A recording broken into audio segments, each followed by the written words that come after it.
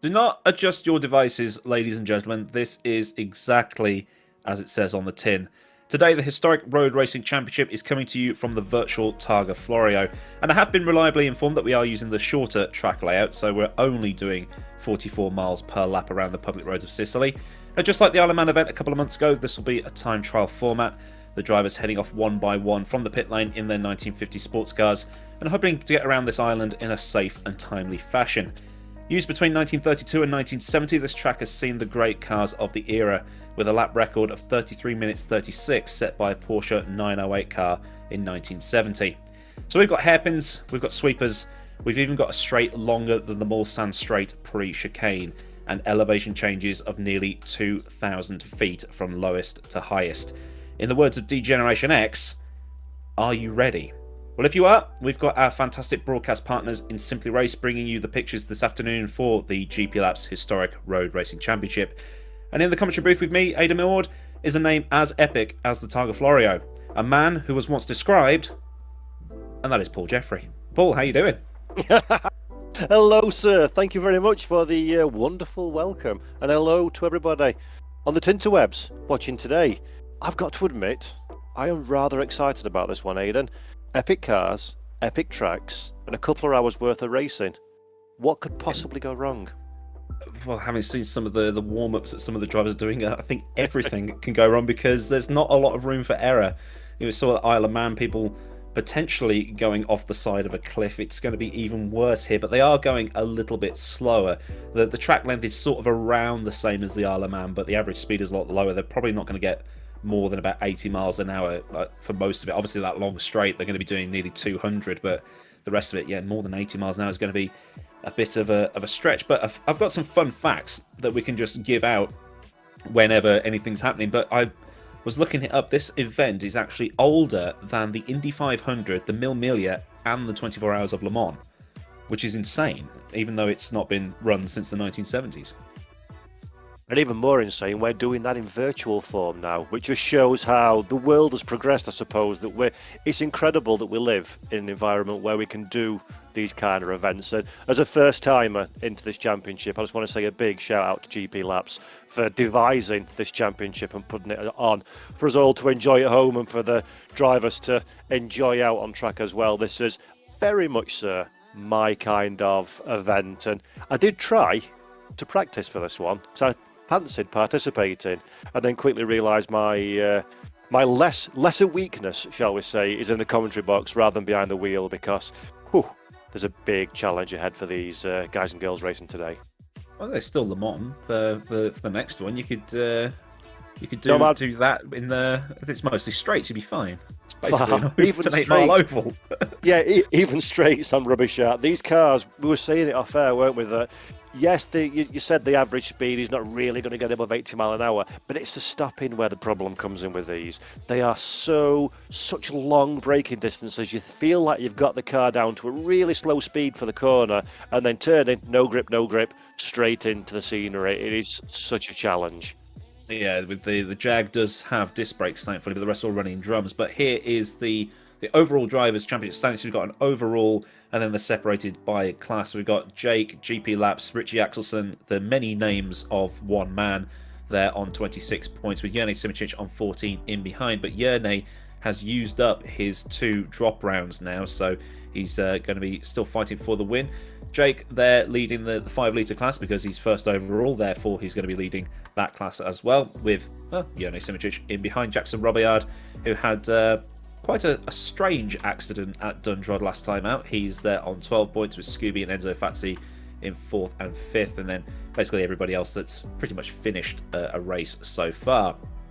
3-litre class, Rajasu is currently leading that one with Eduardo Beninca in 2nd place. Martin Bayer in 3rd. He's also used up his drop round allocation, so he could potentially get back into the standings. This is all pre-drops and things like that, so this isn't like the final, what do you want to call it, the final thing. Anyway, there's some good names in there. Ariel Diaz, he's done pretty well. Sinmad Paul as well had a good run at Dundrod. Ascari Cantonen, now this is the one we're looking at the most for this round. Absolutely obliterated everybody at Dundrod. He was 4th overall in pre-qualifying for this event, but don't count him out because he'll be starting fourth and he'll be driving. We saw him scantily flicking his way through the Dundrod hairpin last time out, and that was very fun to watch. And to win a race in the, on paper, slower class, but nimble car for this type of track, is going to get absolutely hammered on that long straight, but through the rest of it, Ascari Canton is definitely the one to watch. He could win overall. Vladimir Kotliarski there in 6th place as well, racing quite well with 7 points. And there's the Hot Lap Championship standings. Ascari Cantonen, 5 points overall. Martin Bayer in 2nd place with Jake in 3rd. So I actually don't know how this one works, if this is just for like the pole positions and things like that, but Ascari Cantonen beating out 5-litre class cars. So anything can happen, and anything can happen over the next 2 hours, Paul.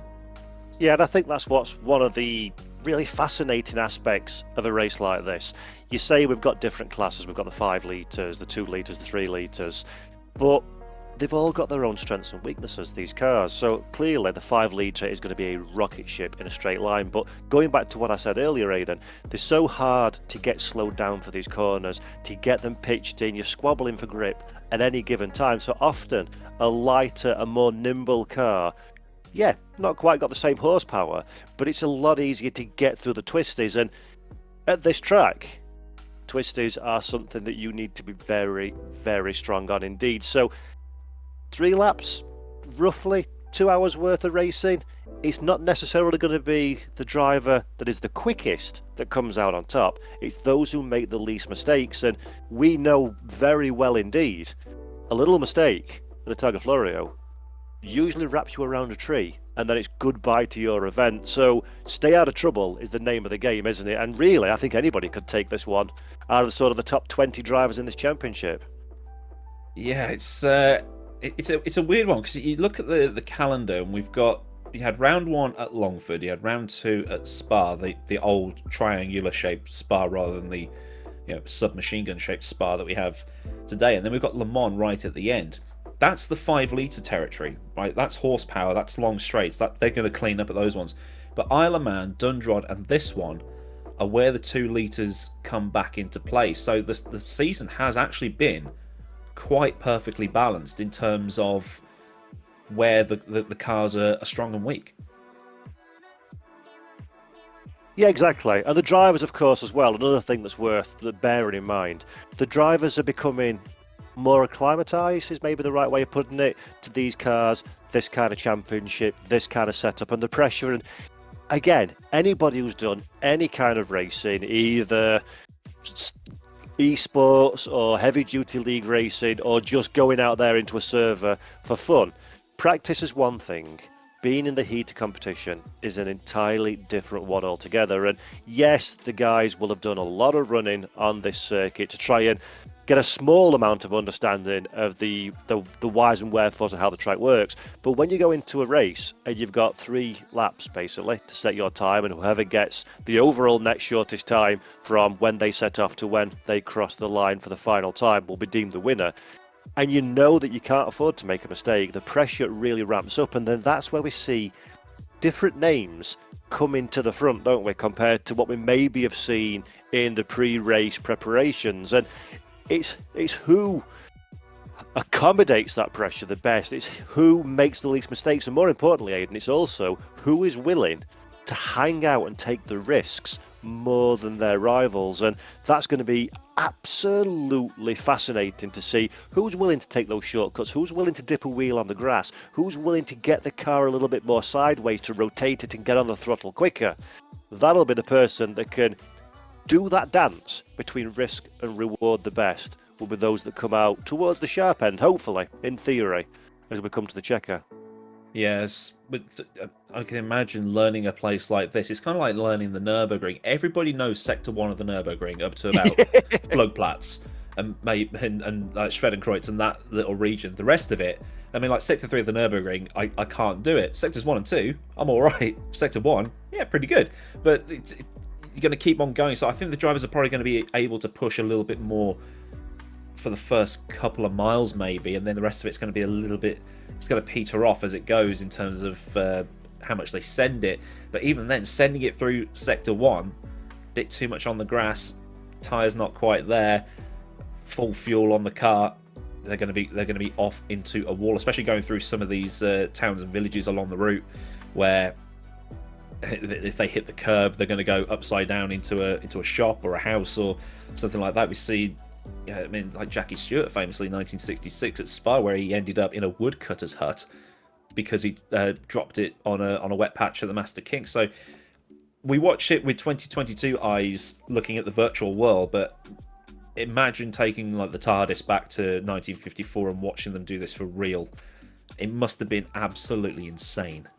Oh man, there's nothing I would have loved more to have been able to do that one. When I'm rich and famous in years to come, I will invent myself a time machine and go back and do something like this, because this is proper thoroughbred motor racing. There's no electronic trickery. There's no things like drag reduction systems or amounts of time that you're allowed to have CFD and wind tunnel. None of that garbage. It is just pure mechanics, pure bravery. The driver is the differentiator. And as you say, it's such a varied circuit. So the first sector, which is not even the first sector, I crashed before I get out of the first sector, but the first portion of this track is quite open road, it's quite sweeping, it's quite quick, as you can see on screen now. You've got a lot of greenery around you. You make a mistake, it's very quick and easy to get onto that grass, lose all the traction, and then go sliding off into the scenery. You could collect a tree, you could fall into some water, you could hit one of the little stone walls that we've got dotted around. That's one element of risk and danger, or launch off a banking. But then, as you say, you get into the town and villages, and that becomes, in effect, Monaco times 1,000. So you make a small mistake there, run a little bit wide, you'll tag a brick wall. Tag a brick wall, you'll derange your suspension, or you'll heavily damage your car. Then it becomes more difficult to drive, and you've still got 20 miles of driving to do after that. So you're carrying a damaged car on a damn difficult circuit where you can't make any mistakes, and then you're off again. So it really, really is. It's one of those events where it's just inviting you to do something wrong at every single turn. And with these kind of cars, 1950s technology, it's a very sprightly, it's a very mobile cars that these drivers are racing, so you can't even chill out on the straights. And we are actually officially now racing as we're on board with Isidoro Hrrc. This is right at the beginning of the lap. You got the pits there on the left. Expect him to come into the pits at the end of, well, this lap, because, you know, the fuel's not going to last 80 minutes, is it? We're just debating how long the tank will actually last. I think it probably lasts about an hour, so they'll probably put in the actual amount needed per lap. So it's a bit mad, but we can see that, as you said, Paul, this bit's quite open. There are bollards, there are trees, there are things like that. Darren Andrews has since been released from his pit box, so they are driving in 15-second intervals, just like they do at the Isle of Man, just like they did at the real the Targa Florio back in the day. Jone Simoncic, R-Factor eSport extraordinaire in his Ferrari. Should be fun to watch him and see the times that he can put in. It's annoying. He's good in everything he touches, is Jone Simoncic. Darren Andrews there at the bottom right-hand corner of the screen. You can see these concrete walls on the insides of the corners as well as the outside, so hit one of those. And as you said, Paul, the suspension will be rearranged and you have to drive with the car pointing sort of like it's going into a crosswind at the local airport. Yeah, which it does at the best of times anyway, so that's a real big challenge. But anybody who's just joined the broadcast or anybody who's new to this kind of competition, like a quick update of what to expect here. This is not a race in the most traditional sense, so we're not looking for drivers to go side by side, find ways to overtake each other on the racetrack. It's a time trial event, so as Aidan mentioned, every 15 seconds, the 40 drivers that are registered, 38 that will be starting, will set off in 15-second intervals. And the goal is to get the shortest amount of time possible to the checkered flag, and that's 3 laps. So the drivers will start on pit road. When they get the horn to set off, that's when their timer starts. They will leave pit road. They will go complete 3 laps and 3 pit stops as well. And when they complete that 3 lap, that will be their duration for the event. And basically, the shortest time, with everything completed, will be classified the winner. We will see, Aidan, drivers coming upon their rivals on the racetrack, won't we, over the course of this, if people are having delays or someone's going particularly quick. 15 seconds sounds like a lot. In a 40-minute lap, it's not a lot at all. What happens in that scenario? What's the etiquette in this championship? Do you fight or do you let them go? I think the etiquette is that they have to pass on a nominated side, which I think is the right. I think it depends on the track, but I think it's just be careful. Don't try anything stupid. You're not racing for first place with the championship on the line. You are driving for 40 minutes a lap and things like that. So they've just got to. It's basically just common sense rules that are just written down, really. But you see the Tramsen there in his Danish Gordini. So we've got a wealth of brands on the track. We'll just go through the entry list. We've got a Bristol 450. We've got a Ferrari 375. Maserati A6, Jaguar D-Type, Gordini's, Aston Martin DB3, which is an awesome car, Mercedes 300 SL. As you can see, Richard Woodcock driving that one in bright orange colour. Fabulous, by the way, that's bright orange. Yeah, because it's, in case you didn't know, he's Dutch. We've got a Gordini 224. That's pretty much it. I think we've actually got quite a decent spread of cars, because I think it was at Longford, it was basically the Ferrari Cup and things like that. So the Ferraris basically had the pace in the straight line. But Nate Cowan off in his Bristol 450, and cars starting to fill the roads of Sicily here.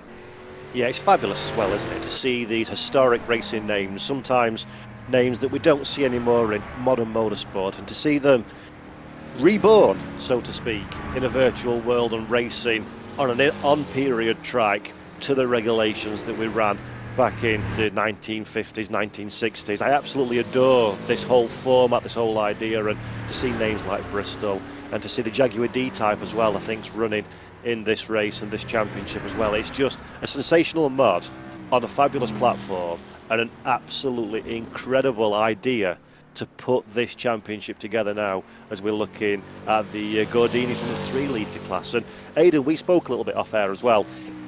Also, if you could put some flavour on this for the audience, you would say, ooh, 5 litre class, that's the fastest. Not necessarily the case in an event like this, is it? No, it's kind of it's kind of like asking Eddie Hall, the world's strongest man, to go up against Usain Bolt. They're both sportsmen, but one is much bigger than the other, and one trains specifically for that kind of thing. Actually, I think the better comparison would be Usain Bolt against Mo Farah. That would probably be better, because they're both runnists, but one is in one does a different type of running to the other. So one is trained to run 100 meters as fast as possible in a straight line. The other trains to run very, very long and twisty marathon courses. So you think, oh yeah, 5 liters, I'll pick that one because it's the fastest. But if we look at the entry list, Morea, who was the slowest of the 5 litre class, was in 37th overall with a 43:40.977. So yeah, just because you've got the fastest car doesn't mean you'll be going, well, the fastest. No, it's very much a case of who's got the biggest ghoulies sometimes. Look now, let's have a ride on board with the Ferrari 375 of Jenny Simonchich. Just look how squiggly this car is. It looks quite cautious when you compare it to, say, a Formula style car or a modern GT. You think, the overall speed's not that high, but look how he's squirming on the steering wheel to try and keep in a straight line and acceleration. Look at the road, not perfectly flat. There's cambers, there's dips, and more importantly, folks at home, look to the side of the track when we get away from this unfortunately timed Armco. Massive drops. So one little mistake, one slightly too enthusiastic squirt on the accelerator, and in fact, Aidan, it's not gone invisible. There's a server reset, sir. Yeah, as people in chat have noticed, that there's a lot of DNFs on the screen, so we're going to reset the server, and we're going to basically have everybody grid and wait, and everybody's going to go in 15-second intervals off the actual start grid. So just to make everything a little bit better. But someone in chat, actually, Greg Best 90 says, some of the meets in Irish road racing, some riders will take a 1600cc bike instead of a 1000cc because it's a lighter bike, it's a more nimble bike, and you can chuck it into the corners a lot harder than you would be able to something that's a bit heavy. You look at the modern Formula 1 cars, how big and heavy and lumpy they are now, 900 plus kilos at the start of the race. compare the 2022 Merc to the McLaren Merc of 2000 or 2001, a lot smaller, and the McLaren just looks a lot faster going through Maggots and Beckett's and Silverstone, for instance. I also think in an event like this one, it's not like modern circuit motorsport where it's at most a 2-minute lap time and the drivers understand every square inch of the car and the circuit and they're maximising the lap time down to the thousandth of a second. The differentiator here is you, the driver. So the easier you can make it for yourself by having a slightly slower, slightly tamer, tame being completely the wrong word, car, that's going to give you so much more advantage over a 40-minute lap, 10 million corner tour of this circuit. So minimise the amount of fighting that you have to do on the wheel, the amount of traction loss you've got on acceleration, the risk factor of being a little bit too enthusiastic on the loud pedal. Minimise those things, Aidan, and that's going to give you way more lap time than the mechanics of the actual vehicle itself, isn't it? Yeah, these. I mean, like you said earlier, you tried to drive this car and track combo and you just couldn't. I mean, I'm the same when it comes to driving these older cars because I'm so used to driving touring cars, open wheel cars with. I mean, like a BTCC car does have downforce, but not a lot. But you can still drive it in a similar way to where you drive a Formula 4 car. But as soon as you get into a Lotus 49 or one of these, you have to forget everything you know about driving a Formula car or a GT3 or an LMP2, and you have to retrain your brain. It's the same way I can't do rallying because I'm so used to driving in a particular way, brake, slow in, fast out. But in a rally car, you turn in about 300 yards too early for the corner and power slide your way through it, and it's like I can't get my brain around that, and expecting me to retrain my brain to do that, I just cannot do it. And I think as well, another aspect to these cars that we just don't see in modern racing, these are manual H-pattern gear shifts. Heel and toe, having to let off the throttle on upshifts, having to blip it on downshift, using the clutch as well. And I dare say, because of the level of driving skill and commitment required to do something like this, I would be almost categorically certain that each and every one of these drivers is using prehistoric gear shifting techniques as well. So when you're waving your arms around like a fool, trying to keep control of a God knows how many horsepower car with a cliff next to you, and you've got to take your hand off the wheel and reach down and make a shift, it's such a specific skill set required to be successful in that kind of environment. And then you've got the spirit of competition on top of it. Yeah, and Nico Hillebrand, when he was racing at the first 2 rounds of the season, he did it in a polo shirt, goggles, and a hat. Like he full on role played it, and it's on Twitch as well. It looked absolutely incredible.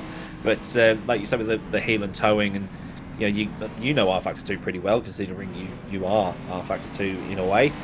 Blowing the engine if you over rev it too hard, and you blow the engine before the end of the first lap. That's here we go again. As we run into a couple more issues, but you blow the engine before the end of the first lap, and that's it. You're done. And that's so easy to do. So easy to do, to over rev it on the downshifts, to make a miss shift even. I mean, there's a wealth of hardware out there and available for our sim racers to use, and some gear sticks, are better than others, and I've had lesser quality bits, shall we say, where it's very, very easy to plonk it into what you think's fifth gear and actually it's third, or add one little mistake like that, one miss shift, whoom, bang, bye, all that practice is over and done with. Yeah, I did a track day at Mallory Park for my 18th birthday in a Formula Vauxhall, and it was a H-pattern gearbox, but unlike in a road car where you have to lift the little thing up and then put it into reverse, it didn't have one of those. So I got a push start in the pit lane, but accidentally put the thing into reverse. So when I gave it some beans and dumped the clutch, I immediately went backwards up the pit lane at Mallory, and they had to reach in and they had to physically put it into first for me and then let me drive off, because then it's like, you're not the first person to do that today. So it was it was a bit embarrassing, but it's so easy to do with these things, because they just are so mechanical and they don't have any of the safety features that modern cars do. And moral of that story is don't buy a second-hand Formula Vauxhall from Mallory Park because each and every one of them have been hammered in reverse gear from a standing start. But yeah, so what's happening? We've got a bit of a server issue. So we're having another restart. Hopefully all the little foibles that have presented themselves will go away. I hope so, because I've just bought a puppy today and I want this to finish so I can go and mess around, stroke it and love it and let it lick me and wee all over the carpet. So, third time we're asking Aidan, do you think we can get going properly?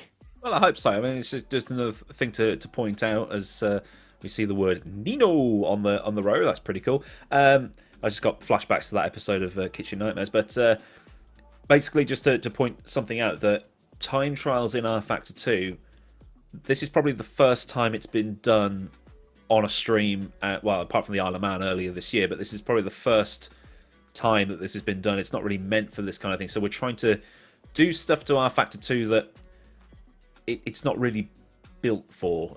It's a bit like putting paid content into R Factor 2 with the stuff that's going on there as well. So we're trying our best to do what we can, but I mean, in the commentary box, Paul, it's not really our job. So people a lot smarter than us are working it out. Hopefully, we'll get going very, very shortly. Yeah, great work, by the way, from everybody behind the scenes to put these things on. As you say, to be fair, R Factor 2 is not built for circuits of this size, nor is it built for the time trial process that we're doing today. So it's a bit of a journey into the unknown, and massive credit to the whole team involved in the historic Road Racing Championship for endeavouring to take on something at this scale for our driving and viewing entertainment. So I'm sure it's very stressful times behind the scenes while we're getting these things up and running. And actually, I really like this format, so I am going to mention this to the developers on Monday. Hey, we need to do something more for this kind of thing. So watch this space. Let's see what happens going forward. It is good to see the historics. I mean, like personally, I'm not very interested in driving the historic stuff. I know that historics do have their. Well, I think that the oldest thing I probably drive on the regular is a Renault Laguna Super Tourer, but I like or maybe mid '90s Formula One car. But in a sim racing world where, and I mean, you've probably done more than you can count just this year, GT3s. It's like everything, like being a moderately popular YouTuber, I get asked to do a charity event, and they say, "Okay, what cars are we running?" Oh, it's GT3s at Spa. It's, oh God, again, but it's like everything's just GT3, GT3, GT3. So something like this it's needed to show that for sim racing, the sort of things you can put on and how fun it looks great, as well as it must be great to drive as well. So with the esports guys like Yerne and Enzo and Nico and those guys coming in before, you'd expect them to turn up, put all their setup hacks on and dominate, but they haven't. They've just turned up and they've taken it for what it is, which is just a bit of fun on a Saturday afternoon, which is what we need in this sea of GT3 and endurance racing. Yeah, could not agree more. I mean, GT3s, they're a great concept, they're a great category, fabulous cars, and often produce sensational racing, but we live in a world of, well, in sim racing, we live in a virtual world of absolutely no restrictions.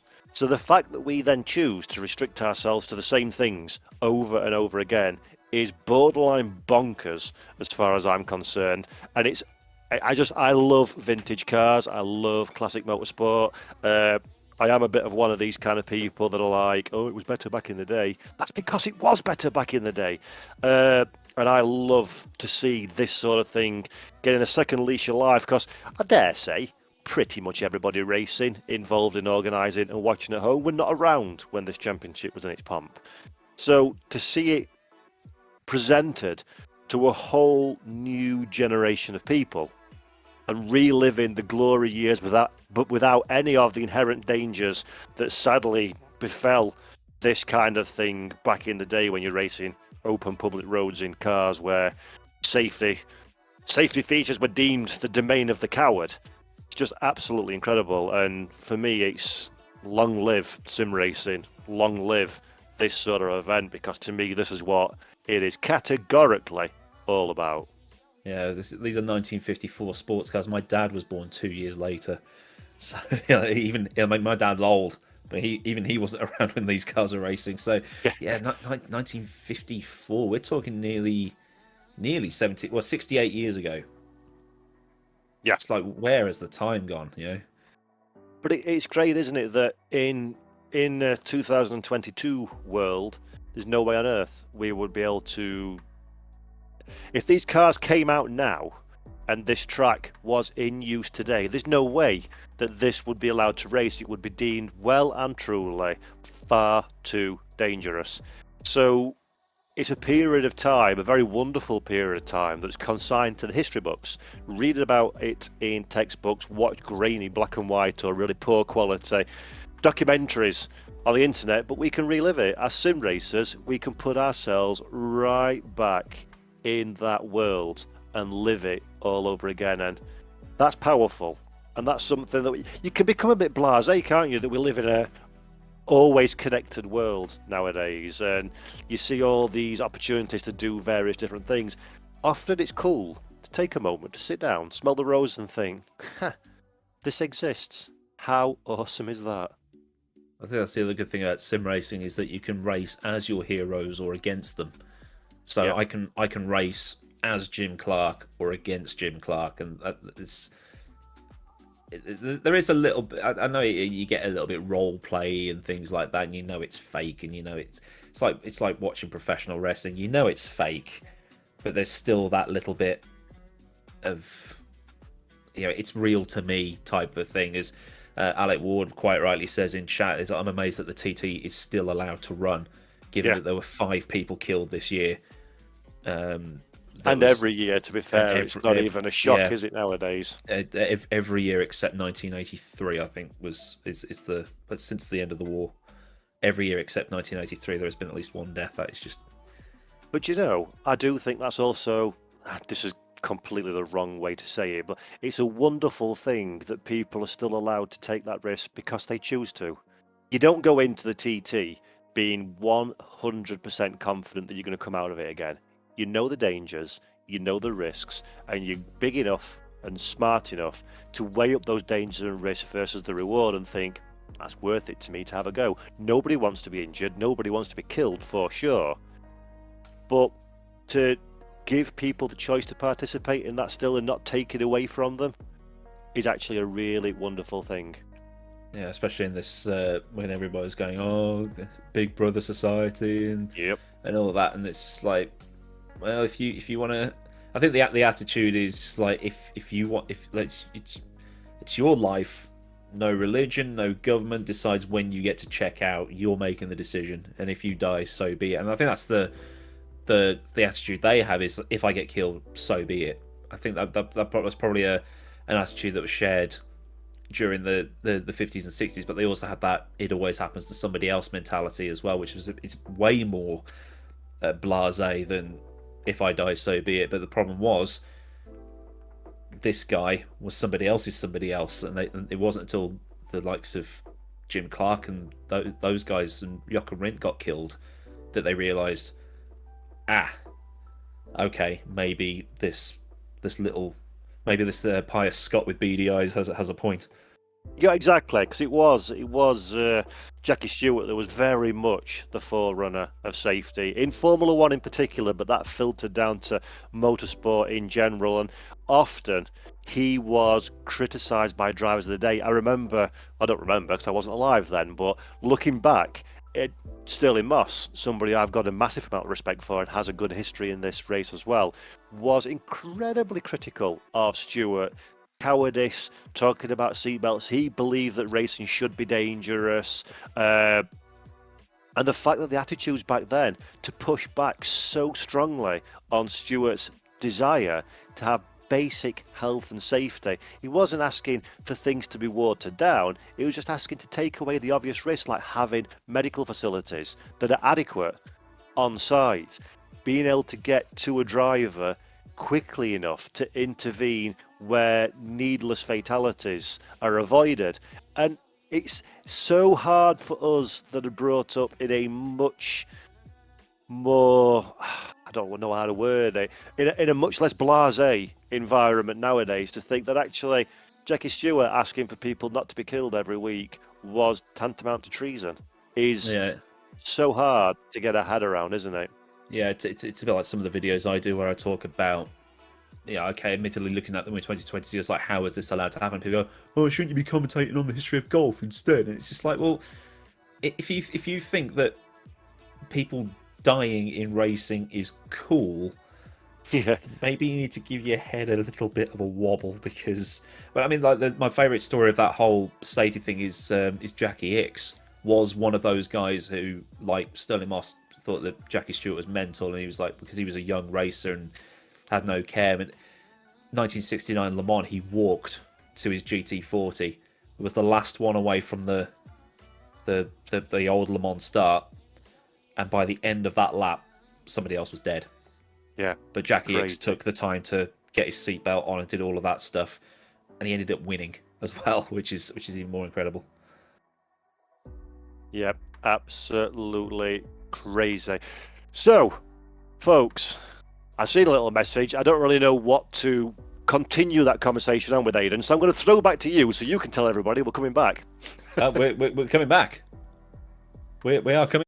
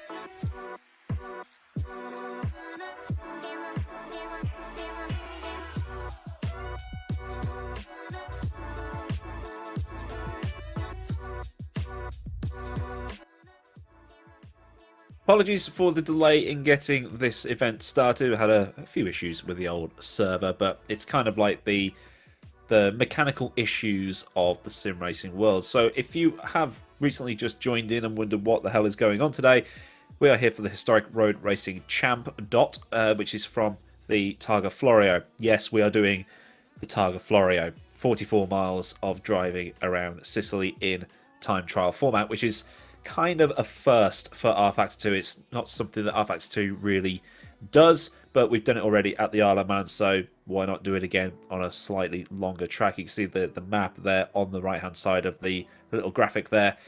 Barely fits on. You can barely see it because I've had to shrink it down so much, but you can see all those twists and turns and that super long straight right at the end. So we're expected to get going in a few minutes. With me is R Factor 2's own Paul Jeffrey, who is here for the first event of the season. Actually tried to qualify for this event, but found that the cars are just a little bit tricky, aren't they, Paul? Absolutely, that's completely and utterly wrong. I knew that I would dominate the event with my superb racecraft and behind-wheel skills, so elected to give everybody else a chance. No, you're right, these cars are incredibly hard, Aidan. Incredibly hard, incredibly exciting. And I said it on the first attempt at start, but just in case you're joining that one a little bit later on, it is sensational that this kind of event is being held by GP Labs, the Historic Road Racing Championship. 1950 sports cars on such an incredible circuit as this one. And I could not be more excited to join you in this here virtual commentary box for the very first time together to talk through the thrills, spills, and no doubt dramas that are going to unfold over the next couple of hours' time. Yeah, we're going to be in for a good one. It's great to see that the sort of buzz that this event, well, say the event, the whole championship is created, because we were talking earlier about how everything is just GT3, yawn. But to see the league where the historic racing purists are loving it, but even people that are more interested in the modern stuff have looked at it and going, "You're doing what? You're driving that? Why? How are people surviving? Why aren't people dead? Why aren't how is it?" And they tune in and they watch it. To have people like Jerne Simoncic on the grid for this race and not doing what everybody expected, is like, oh yeah, esport, he's going to turn up and run his setup hacks, do 10 billion laps and just cruise it. But he's not. He's just turning up. He's having a bit of fun. And for those guys as well, it is exactly that. It's just a really good reminder that sim racing is fun. And we see like the really big championships like Virtual Le Mans. Yeah, it's great, but there's a lot of try-harding in it. And, well, a series without try-harding is always a lot more fun, wouldn't you say? Hear to that statement. Absolutely. We often forget, as things become bigger and more popular, business gets involved, sponsorship, prizes to be won, and careers to be made in a virtual world. We often forget the most important factor is have some fun. That's why we do this. That's why we spend so long. People like Aidan creating video content, myself working for Studio 397 that do R Factor, the guys and girls behind the scenes that put on championships like this, the people that go drive it, the modders, the livery designers, the content creators. We do it because we love it. And I'll tell you something for nothing. Every single driver in this field loves what they do, including this man, our first driver to start the race. Isidoro Hrrc, who won his class at the Isle of Man the last time trial we did. He's off first, and the cars will be released in a 15-second interval. And basically, the track will just basically get more and more filled up, and hopefully nobody will crash into each other as they go around. Darren Andrews has been released also. We think everybody is in the server. Yeah, everything is. Just checking the Discord. Everything seems to be fine. Getting green lights all over the place, and yeah, we're finally going, Paul. We're finally seeing these great drivers. One of them right there on your bottom right-hand corner of your screen, Jerne Simoncic, driving his Ferrari, 5-litre Ferrari, around a stunningly recreated Sicily here. Yep, absolutely brilliant stuff. And this does pose a good question I'd like to ask you, Aidan, if I can. We've obviously had a quite tasty delay now from when we initially expected to be getting the first green flag and on our merry way. So some of these drivers, the front runners that we're seeing, or the first starters, should I say, that we're seeing on screen, have already gone and done a portion of the lap before we had to have the server reset. How does that affect the mindset of these competitive drivers? Having to be all pumped up and ready to go, and then a down period they weren't expecting, and then lift themselves back up for the monumental challenge, it has to be said, of 3 laps of this beast of a racetrack. Well, I was watching one of my mates, Daniel Finney, racing in it was a race room league based on their sort of 2022 F1 cars, and it was hosted by Alex Young of all people. And they had server issues for their race at Imola, and it was basically a case of, okay, we've got a delay.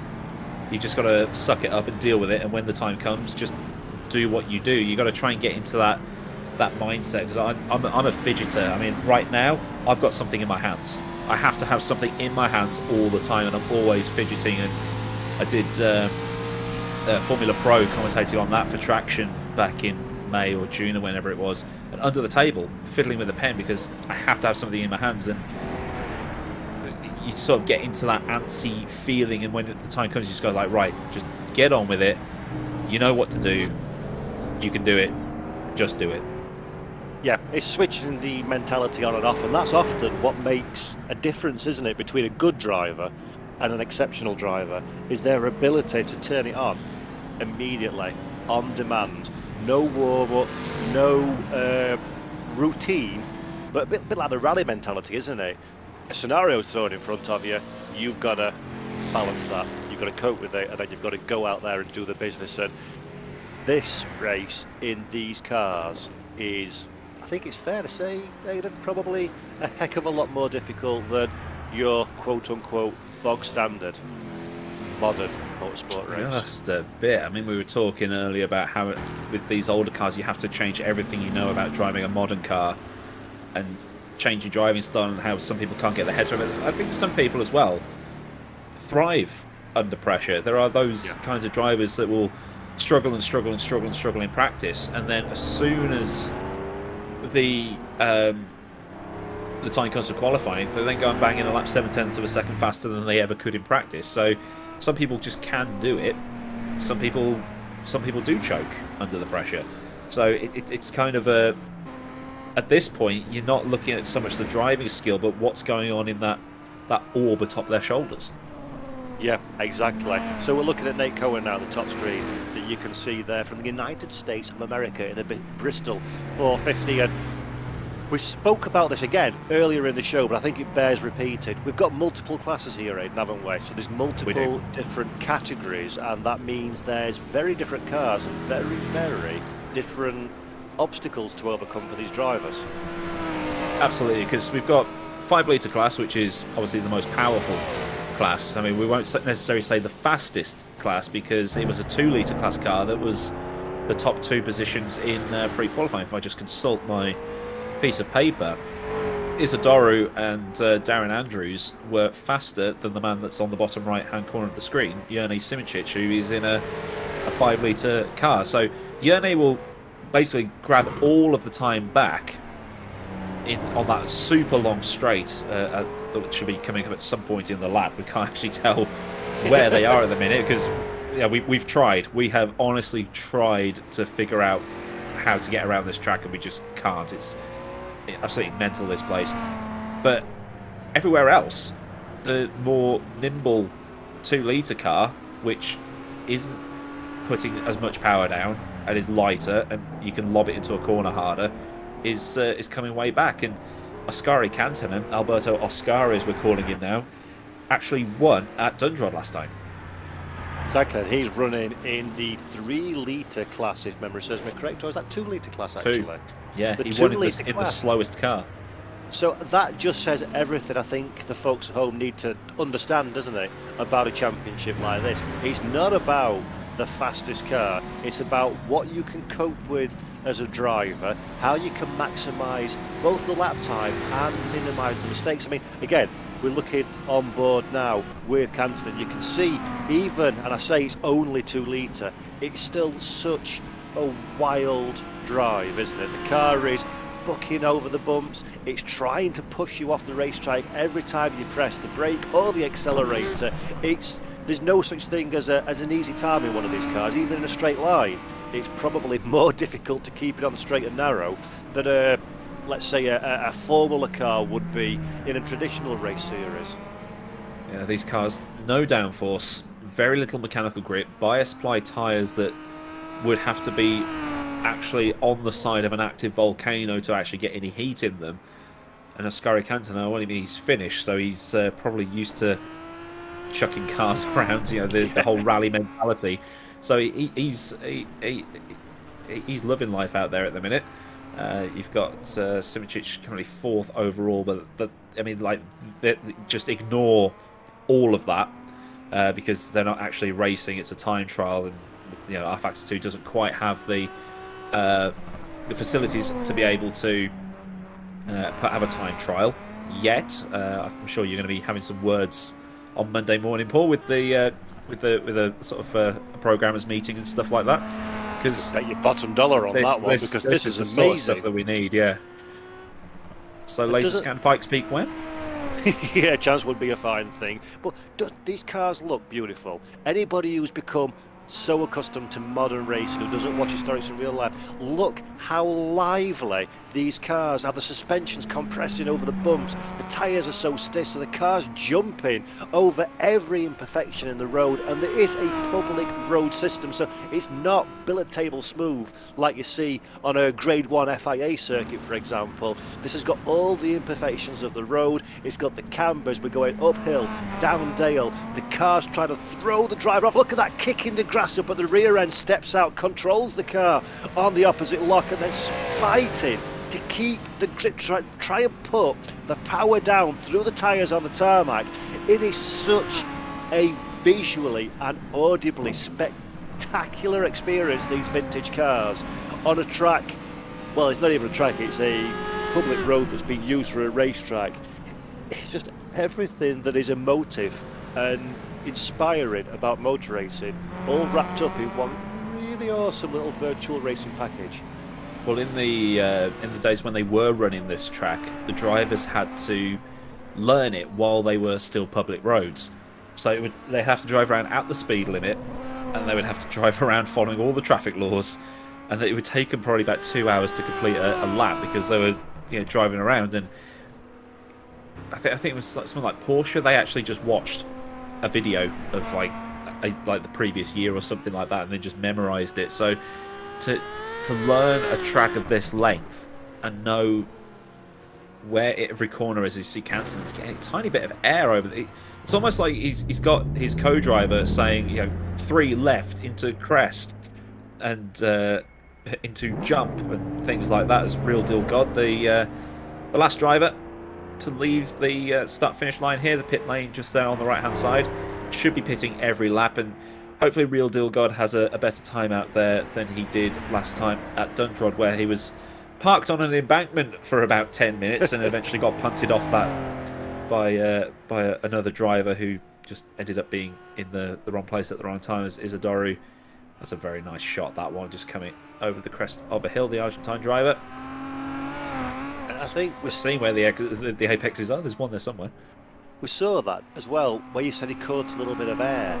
That's something we've not even spoken about. Because it is a public road, it is very, very easy to get the wheels off of the ground. And again, old suspension, very soft compared to a modern race car. As soon as you land, it doesn't really absorb it. It kind of just fires you back up in the air again, and you've got to know where these crests are and where these bumps are, and filter that into the equation of how you're going to then manage the next section of corners, because these, again, I keep saying it, public road, so these little bumps and jumps, for want of a better word, don't happen in the middle of the straight. They can happen just before a corner, so you've got to get on the brakes before the car gets up in the air, then set it up for the body roll, set up the weight of the car to throw it into the next turn. It's such a technically difficult experience to be clean around a lap like here, isn't it? It's not like you can do a track walk, is it? Yeah. Well, you could, I suppose, with a free cam, but that would take a fortnight to get all the way around. It would take a many long time. I'm just seeing, by the way, Aidan, John Miller in the comments, hello John to you, has just said that Jake has been in the barrier. So hopefully he's not carrying any damage, because this early in the session, that's a long way to go with a car that's hobbled. It's Ferrari got away from following traffic laws. What do you think? They got caught, and even then in the pits you don't argue with family. That's true. Yeah. Here is Jake actually on screen now with the beautiful, my favourite car from this era, the D-Type Jaguar. Stunning car. I'd like to make an assessment on whether he's got damage by the sort of behaviour of the car, but these things are all over the place anyway. So that could be crabbing or could be perfectly normal. You really can't tell because it's Playdays bus, isn't it, on the wheel? Seesaw, seesaw, seesaw. Oh, that is a reference and a half. I've got the theme tune in my head now. That's cool. Yeah, but it means nothing to anyone that's not based in the UK. So Yeah. look it up. Playday's introduction video, and you'll see the bus where he's wildly soaring the wheel but going in a straight line. That's exactly what driving one of these is like. I made a reference to the whole Max versus Checo thing. It's like, if Max wanted payback, he needs Dave Benson Phillips and a gunge tank. And I'm just thinking, everybody under the age of 25 is not going to get that. But that car looks... That car looks fine. He might have knocked the toe out a tiny bit. Oh, there we go, deja vu. He's, yeah, like you say, there's so much play in that steering. It's amazing how it turned into any of the corners. See, I'm watching this now thinking, why am I sat in my freezing cold office commentating on it and not out there on the track? Because this is the personification of what fun looks like, ladies and gents. You can keep your downforce cars, you can keep your modern race cars. This is where it's at. This sort of thing. You're not racing physically, you're not fighting for a piece of tarmac with your rivals, but my goodness me, you're exerting every bit of skill you've got to try and navigate around this amazing track in these sensational cars. No, I think I'd rather drive a newer one. At least I can mask my skill issues in a modern car. They are a very different kettle of fish altogether. Actually, this is probably a good juncture to mention, this is not official first-party content for R-Factor 2. This is a mod. And I just want to say, a humongous... I'm not going to name check, because I don't know exactly all of the people involved in this. I've heard of a couple of the guys I mentioned. But for the people that made this mod, I doff my cap to you, gents, because A, it's a huge mod in terms of size. B, it's a niche category in which to do, but... people like you that make things like this is what makes motor racing and sim racing. Ooh. Ooh. That's a time penalty. Cutting corners. Thinks just because he's running the league, he can do what he wants. SMH. And that was very fortunate to go off where it did, because that can very often lead to a sheer drop over the other side of a mountain in an instant like that, or into an immovable object. So... yeah, Jake, not be pleased too much about being off track, but if you're going to go off somewhere, that's one of the better places in which to do it. And just going back to the whole point about the length of this track and how much space it would take up in R-Factor 2, the track's 44 miles long. I think it's got to be the longest track in sim racing. As Ascari Canton is catching up to someone ahead of him. It's catching up to Yerny Simic. So here we go again with Ascari Canton is in the slowest class car on paper, and that's Yerny Simic ahead of him. I don't see that very often, do you? No. Simic being closed down by somebody. Be interesting though. This is one I'm fascinated to see play out. Because as you say, Kantanen in the 2 litre class, the slower car, versus Simic in the 5 litre class, the car that goes quicker in a straight line. He's clearly faster at this stage, is Kantanen, but how do you safely navigate your way around the car in front should you be able to close up to it? Because Simic is just going to blast straight past on the next piece of straight tarmac. This is not a comfortable position for Ascari to be in, is it? Yeah, it's basically just common sense overtaking rules. As my phone's buzzing. Oh, it's 1-1 now. Okay. Spoiler alert for the 3 people that care about that result. Yeah, we'll lose 3-1 now. As we see Scooby in the orange Ferrari. seeing the cars painted in the national colours of the driver, or the colours of the manufacturer, or some of them painting it in the region of the country that they live in. As basically saying that overtaking is going to be basically just common sense. You know, if Simic sees that Cantonen is catching him, he'll just let him go, and just there's no point in fighting because you're not actually racing. You're just setting a time, and if you lose, you're going to lose time battling anyway, or you're going to end up in the wall. So just let him go, concentrate on what you need to do. Sadly, in the world, common sense is not that common.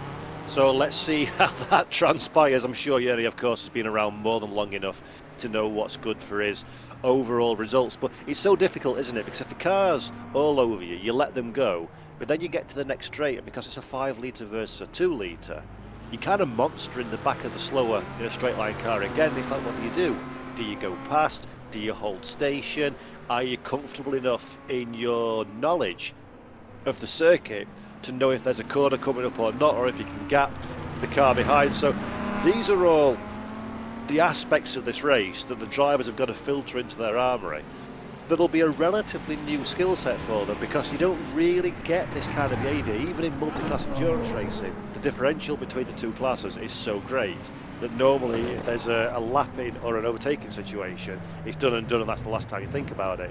Here, this is one that could go on and on for quite some time, even if the relative pace of the two cars is very different, because they get their lap time in very different ways. Yeah, as we see again, Rhys Gardner, 2 litre class, Southpaw racer, chasing down Scooby in the 5 litre class. So the 2 litres, I'm about to sneeze. There we go. The 2 litre class. Spooky, I've just done the same thing. I've just muted myself to do the same thing. Am I Chromecasting to you or something like that? But again, like the 2 litre class catching the 5 litre class. So just because you've got the fastest car in a straight line doesn't mean you're going to be quick everywhere else. Yeah, absolutely. It's all down to, as I said before during the course of this broadcast, a lot of this not down to the machinery. It's not like traditional modern motor racing where the drivers know every bit of the racetrack and the car and they're fighting for the last thousandth of a second. The margins are so much wider, or narrower should I say actually, on tracks like this. The challenge is so different and the circuit's so much longer that you're not looking for thousandths of a second, you're looking for seconds. And a difference between a good lap and a moderate lap can be 10, 15 seconds at a time. So it's not so much about the machinery, it's about how confident you are, how strong you are, and how much you can minimise dramas, mistakes. A mistake in a Grand Prix circuit in a Formula 1 car is run wide and lose 3/10 of a second. A mistake here is go for a picnic somewhere in a field many kilometres away from the tarmac and wave goodbye to any chance of a good result. So very different challenge, and that's what makes it all the more fascinating. There we go, Real Deal God making a move, making his way. I would say he's making his way through the field, but we've got, again, this is how much of a mind bender that this this format is. We're so used to commentating on cars overtaking each other, right? We're used to cars racing. We're not used to cars setting lap times, as I'm simultaneously trying to commentate while working out that my automatic moderating bot on chat is blocking the word Italy because I set it up the day after the Euros last season. So as Real to God passes the 19-kilometre mark with a 1,137 second purple first sector. If I commentate for another 20 years, I dare say I'll never get a timed screen like that again. It's just everything about this event, this track, these cars, this championship, it's just bonkers, isn't it? But in a really wonderful way.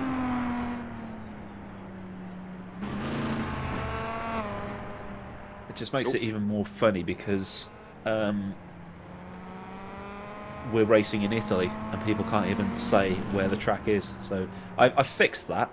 I've now just got to take the bit out where it says that I'm racing a Formula 4 car. Shows how often I stream, really, doesn't it? Yeah, it's all good stuff. And hello, by the way, to everybody who's watching on the stream. It's nice to have you with us today. Welcome to the show. Welcome to vintage motor racing, but in the most modern of platforms possible. sim racing.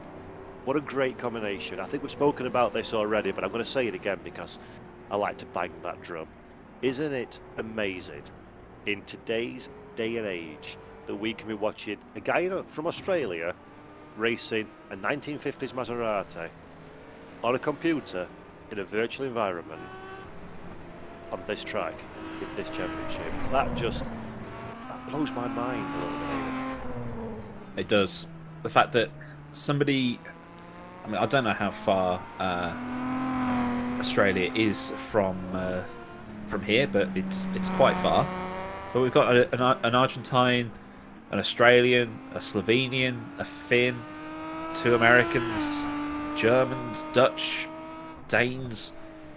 It's very much a worldwide sport, and because they're all using national colours as well, everything's really colourful, and everything's as it would have been in 1954. There's no over-the-top, eye-catching liveries that are all made up of perfectly straight lines, and everything's super modern. There's no fake sponsor logos or anything. It's just the colours of.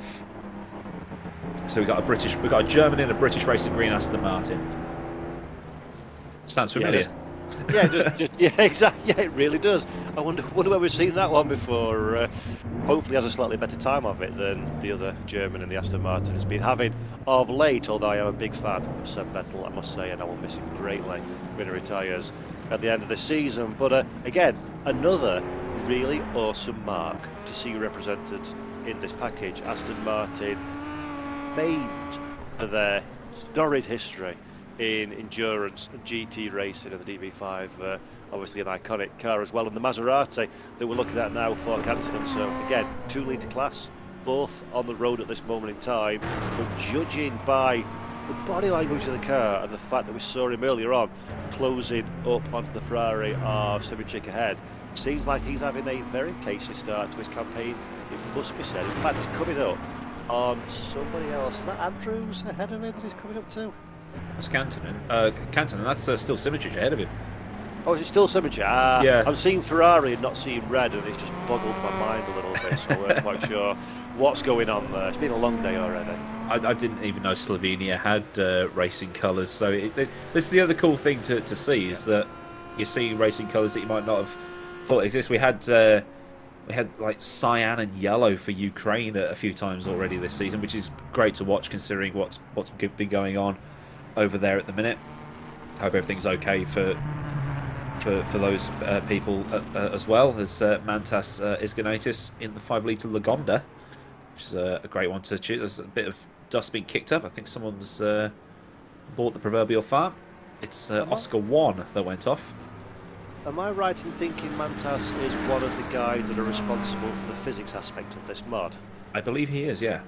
Yeah, so going back to what we were saying earlier before Jake went grass tracking and rudely interrupted my little speech to Mantas and everybody involved. Thank you so much for bringing this set of content to reality, because it really is. If you're watching at home and you've not tried this yet, be prepared to be frustrated because it's different from everything you've ever tried. But do yourself a favour, go onto Steam, go onto the R Factor 2 Steam Workshop, download this 1954 endurance mod, I think it is, because these cars are different to anything you've ever driven before, but are absolutely sensational.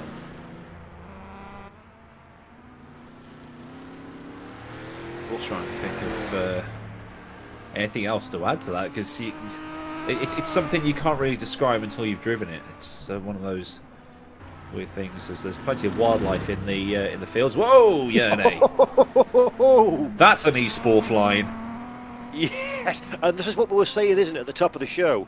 A lot of this is going to be about how willing some of these drivers are to take chances, the risk versus reward measurement here, and Simoncic's there absolutely looking for every opportunity to gain an advantage possible, and that was, I dare say, you're not going to see many people trying that over the course of the next 3 laps. So just goes to show we're having some fun, but he wants to win this bad boy, doesn't he?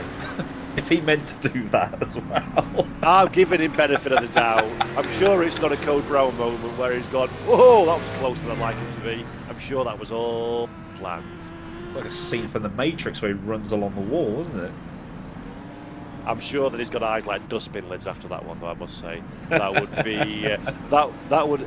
This is when you say it's hard to describe these cars. I would describe it like this: this is fun, this is fun, this is fun, this is scary, this is scary, this is scary, this is fun, this is fun, this is fun, this is scary, this is scary, this is scary. That's pretty much what goes through your mind the entire time that you're driving. I can't wait to see them try and go through Indianapolis at Le Mans next time out. It's like, you're not in an LMP2, you're not in an LMP2. Oh, I've overcooked it. It's so easy to do that, though. I did, as I mentioned off air to Aidan and the guys before we came on, before I got asked to do this commentary for the event today, I discovered this championship just by chance through Jake's GP Laps YouTube channel and thought, whoa, this is for me, this is amazing. Went and downloaded the mod. I have no idea why I'd overlooked the mod up to this point, an absolute fool, and I will beat myself senseless for missing it.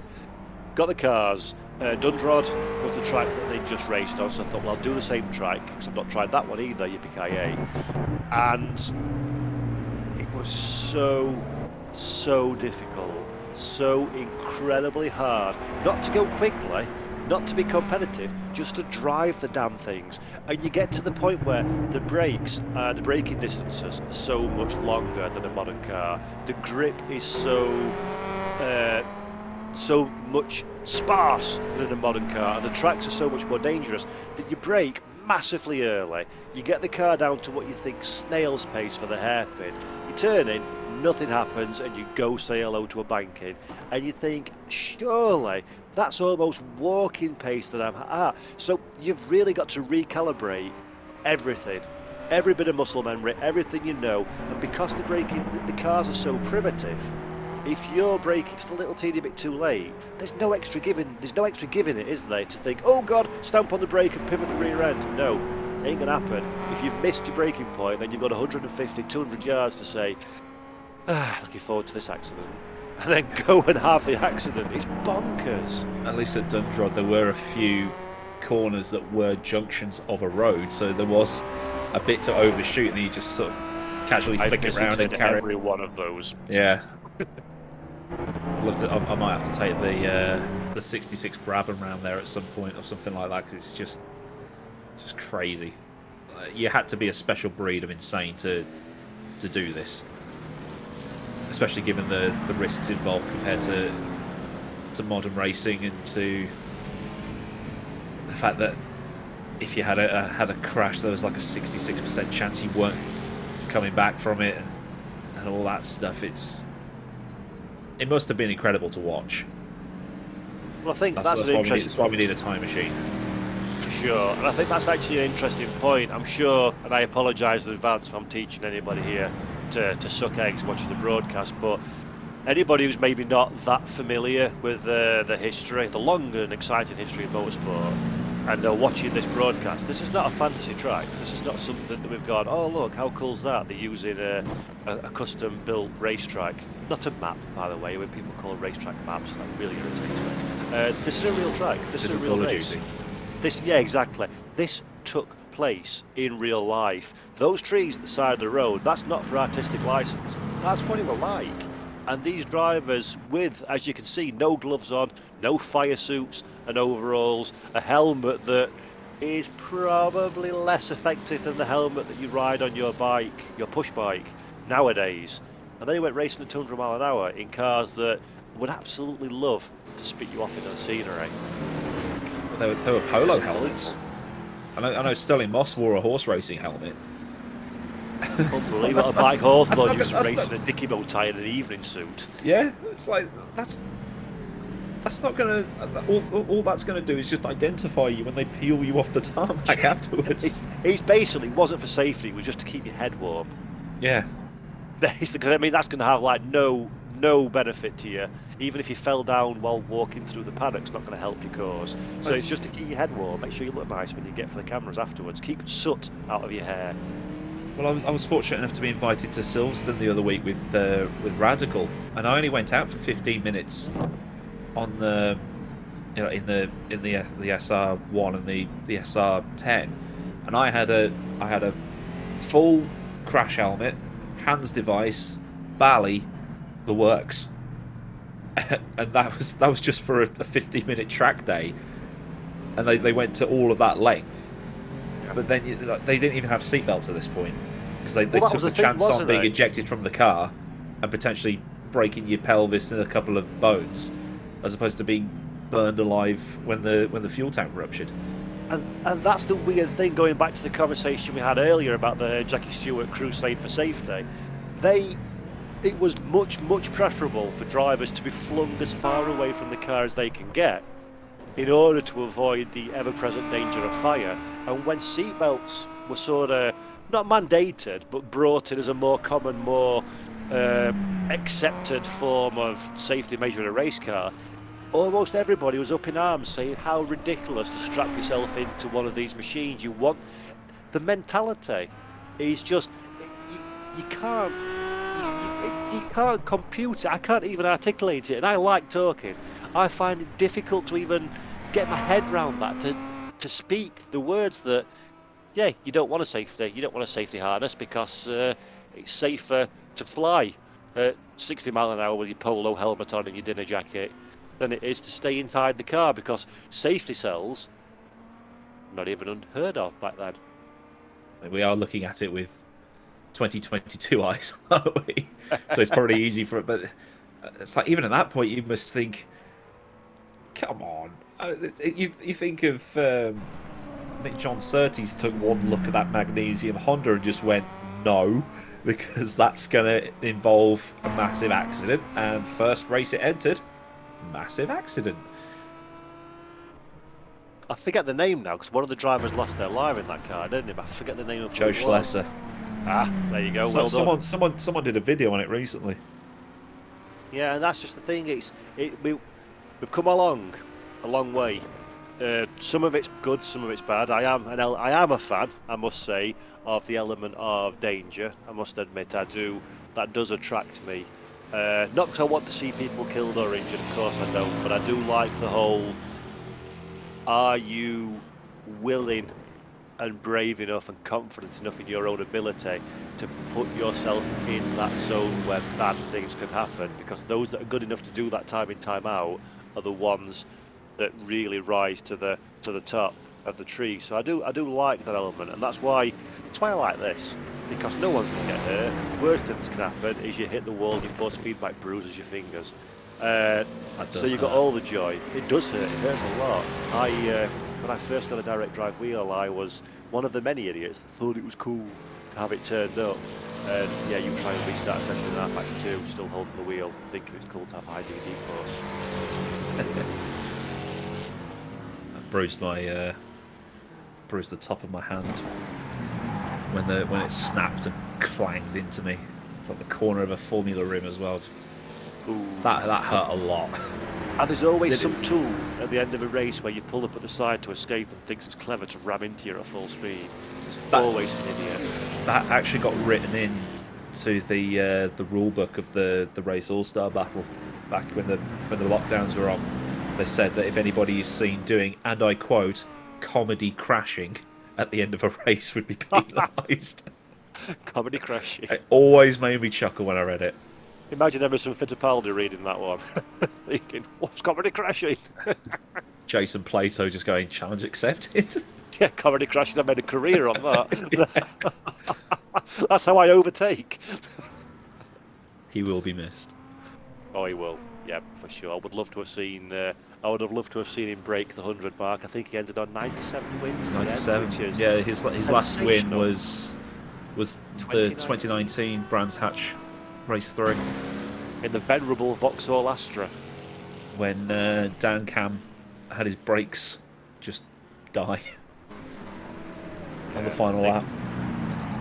Again, Aidan, we're talking about regional specific things here. Yeah, we are. Anybody internationals lie, I have no idea who Jason Plato is and why. Buy the BTCC content in R-Factor 2. There we go. Yes. Nice segue. Buy it twice. Yeah. So, we're still on the first lap. Yeah, we are. How crazy is that? We've been going for quite some time now, and we've not even broke a lap. So, can we talk a little bit about fuel and tyres? Yes. What happens in this situation? So, they have fuel and they have tyres, as any car does, well, apart from electric cars, but we don't talk about those. The problem is, how long does the tank last? I reckon they will have to pit every lap because it won't do 2 laps. But the tyres, as Ascari Sliderino,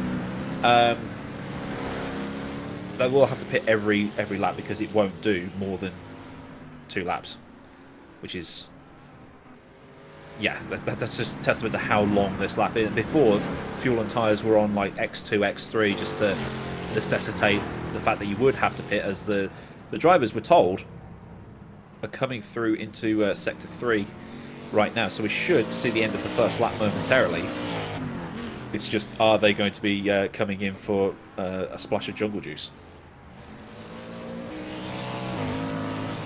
Now, as a driver that's obviously, well, as an individual like yourself that's been involved in this series from the off, this is my first one, so I'm a little bit green to the whys and wherefores and the good, the bad and the uglies.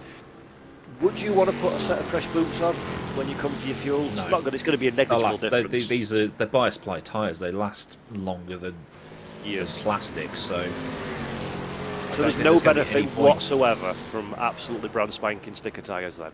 I think you're probably better off just putting in 40 minutes worth of fuel to complete that 1 lap, so your car's sort of slightly lighter at the start, so for a little bit of extra speed and easier on the brakes, and then just top it up every time you go through.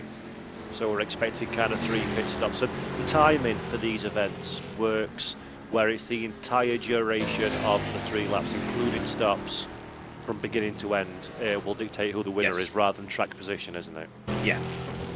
So you could have someone like Scooby, who's now in 20th on the road as Bergier makes an overtake. The car that was ahead of him just getting out of the way, so that would have been Mr. Magoo, who's gone out of his way. Nice bit of respectful driving there as well. Yeah, exactly. Just move out of the way, don't fight.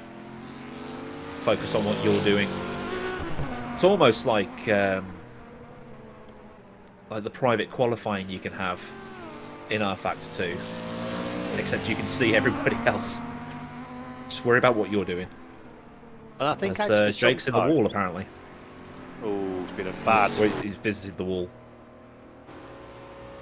Been a bad first lap, really, for Jake, hasn't it? A couple of times he's made contact with something solid, and also we saw him grass tracking a little bit earlier on. There he is in the top picture, in picture screen, from the United States.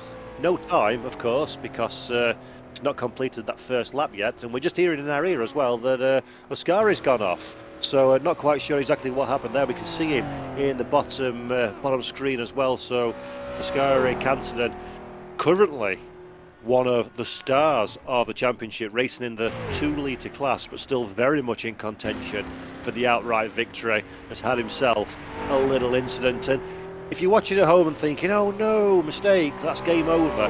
No. A race like this, at this length, expect every driver to go and visit the scenery 1 or 2 times. The key here is try and avoid damage and try and recover the car back to the track as quickly as possible. It's not really a case of the fastest driver is going to be the winner. It's the driver who makes the least mistakes. We're looking at Isidro at this moment in time, the Argentine driver, currently at the top of the field, the first one on the road, but we'll not know the timing set up really until the conclusion of the race, because as I say, it's 3 laps, but it's the overall race time will dictate the winner. So much of this one is just bringing it through, as there we go, our first pit stop of the day. The man at the front of the field, exactly as Aidan and I mentioned, down in pit lane at the end of the first lap, get some more fuel in, put another 40 minutes, give or take, worth of juice into the tank, and then off you go on your merry way. Tyre temperatures will have dropped, but they're always low anyway, so that's not really too much of a problem. And then get back out again, and we see Simoncic coming through the final portion of the lap. Now got about 30 seconds or so worth of lap left before he too will dive down pit lane and get himself a few cans of the go-go juice into his beautiful Ferrari 375. And there we go, that is Simoncic in pit lane as we speak and getting his fuel. And there is Kansanen in the 2-litre class. So Kansanen's managed to stay with the Ferrari all the way through pretty much the duration of that lap and get himself very firmly in the picture. And Aidan, first stops have been made. We've done it, sunshine. Lap 1 ticked off the books. Nice. We're in business now. Right, we've just got another 80 minutes to go. But it's gone fast though. That first 40-minute lap actually for something. I was kind of came into this first time I've commentated over an event like this, where, as you rightly said earlier, it's not battling for track position, it's battling for lap time, and I was a little bit curious as to how this would transpire in terms of a visual prospect. It's been a heck of a lot of fun already. Yeah, this is what we were saying at Spa and at wherever Longford as well. It's just like, oh, are we really this far into the race already? It's just gone absolutely flying by. So it's always good that you think, oh, it's just going to drag. It's 44 miles and things like that. As Rup Keeper comes into the pits, makes a little bit of contact. I think he's forgotten that collisions exist in R-Factor 2 pit lanes. Oh, that would be so painful, wouldn't it? Oh, that happened to me at it was Formula Pro. Well, that's not Formula Pro. Formula Challenge at Silverstone. I was making a pit stop, or was it a Spa? It was one of the races, and a guy went round the outside of my pit box because at the last second he remembered that there was collision. So I was so close to being wiped out. And it's always funny when people come over from other sims and then try to drive through everybody and then just get absolutely wiped out. As Dion Hansen, a full oppo, chasing Jake in front of him. Now here's something interesting that Liam from the back office has mentioned in our Discord chat. It looks like Jackson is going for 2 laps on a single tank, so he's not come down pit lane to fuel up. And allegedly, every one of these cars, regardless of whatever engine classification you're in, are marginal on fuel. That's a brave move. Potentially, that could be a big move for a result. It could also be a great way to say goodbye to any prospect of finishing this race.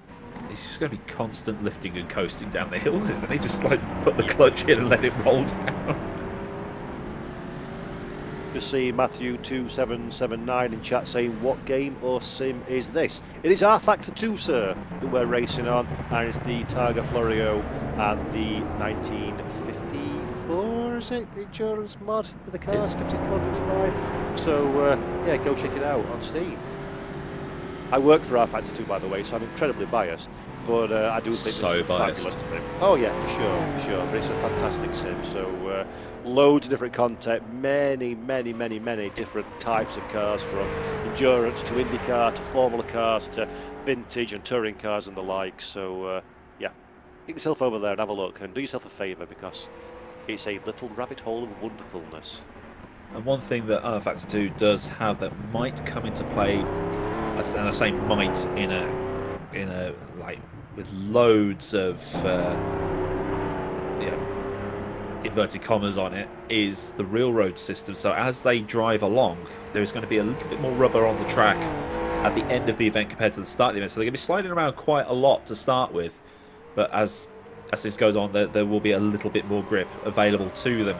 And it's not sort of like, okay, this is the defined rubber line and then it will just go up by 1% every time you drive over it as the session progresses. Where you drive depends on where that rubber is laid. So if you were to go to Daytona, for example, and drive 100 laps just going around the inside, you'll see the rubber build up. And if you go and do it again around the outside, rubber will build up there as well. And you just have green track and marbles in the middle. So hugely dynamic system that does play an effect in qualifying races and events like this, where the track will have started as a totally green track. So that's why they're sliding around a lot, because not because they're 5-litre cars with loads of torque and very little grip, but because there is no rubber on the track, and once that rubber gets on, it might get a tiny bit more grip and a tiny bit more pace, but they've still got to keep the car out of the wall. That makes it yet more of an adventure. Every single corner is a bit like rallying, isn't it? Every time around it's a little bit different, and because we've got such a wide variety of potential lines, I mean, the very, very best of them will be taking the racing line, but these cars are such a handful, and this track is such a bizarre scenario for a lot of these drivers. It's not really about light, it's more about just hustling it around without hitting anything. So there'll be a wide selection of different rubber-in parts of the racetrack, and it's going to be really interesting to see as the event progresses and the dynamicism of everything starts to play out, if that's going to bring other people into the picture, as Matt Ziedler now from the United States serves his pit stop in the Mercedes-Benz 300 SL, an iconic car you could possibly wish to see on this kind of event. So beautiful to see the number 500 out there doing its business, and Mark has no doubt got a big, massive grin on his face from the joys of what he's undertaking this afternoon. Yeah, that SL does look amazing, doesn't it? So we're seeing on the timing screen there that your pole position starter Isidoro is actually out of the race. Oh. And I'm not seeing Oscari's there in the third. I thought he'd crashed out. Whew. There we go. That's but Isidoro definitely out, and we have lost a couple of drivers. Carl Constable and Mighty D have dropped off as well. Isidoro, the current, the latest victim of the Sicilian countryside. So we're going to try and grab a replay of that. Our broadcast director, Daniel Costello, is on the case. This, again, goes to show, doesn't it, how difficult this race is. One small mistake, damage is turned up to 100%. And as you can see from this onboard with Jackson Robillard at the moment, there is so many things you can hit. Ooh, nice bit of drifting there in the Ferrari. 5 litres of brum brum go go, getting laid down on tyres that are about as effective as the soles of my cheap trainers. And sideways action is what comes of it. I love these cars, man. I love them. And, he's playing Ken Block Simulator. It's the Sicilian Gymkhana. But that's the thing, isn't it? That's what's beautiful about old cars.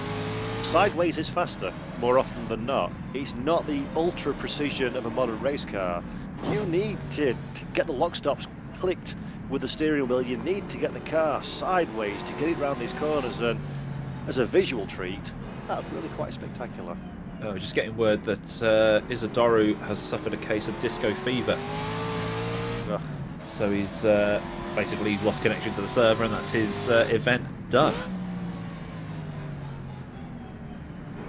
And that is a really tragic way. If that's true, that's a really tragic way to retire from something like this, because it's such a feat of skill and bravery to navigate your way around this track once, twice, 3 times, and then for a scenario like that, completely out of your control, is so sad. That's the gaming equivalent of a mechanical failure, isn't it? It is, yeah. It would be cool if we did have like Grand Prix 4 style mechanical failures, but what happens with that is you get people claiming that the system's biased in their favor. Jake's out. So Jake's had off somewhere. One wall too many, methinks. Yeah.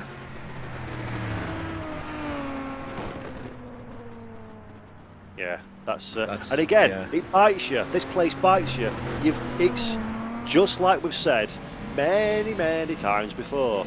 Not about who's fastest, it's about he who makes the least mistakes. And one small error in judgment, which, trust me, is incredibly easy to do, game over, and you're out of this one. As we're riding on board now with Scari Kansanen in the 2-litre class Maserati A6 GCS, which I've never actually known the name of, so there we go, learned something new today. And this is going to be difficult now, isn't it? We're in the twisties. Great driving there by the 198, just to get on the brakes, get out the way. That is Robillard yeah. Just moving out of the way of his rival Kansanen. So again, great respect, great invoking the gentlemanly behaviour of the era, actually, methinks. This is a replay. This is Jake. Oh, he's going to connect with one of these trees, isn't he? No, okay. Whew. That's he's overshot the corner, and that's and wheel off, and slowly sinking into the ground, and that's him out of. It's his first retirement of the season. Massive consistency from him all through the series, and the track's just bit him in the bottom, And that's him done until the final round at Le Mans.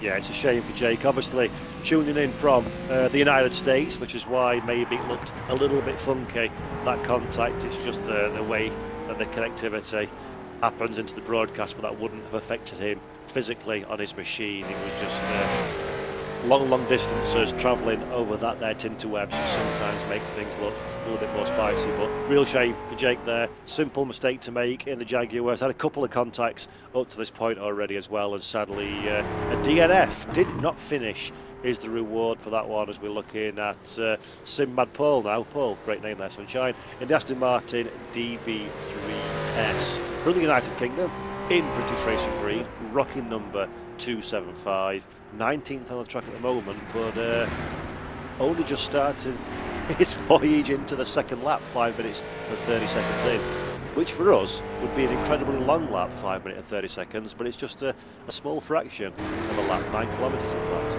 He could have done 2 laps of Bathurst in that time. It's crazy. It's crazy, yeah. That was the thing of the time, wasn't it? Just longer is better. Giggity. Yeah, well done.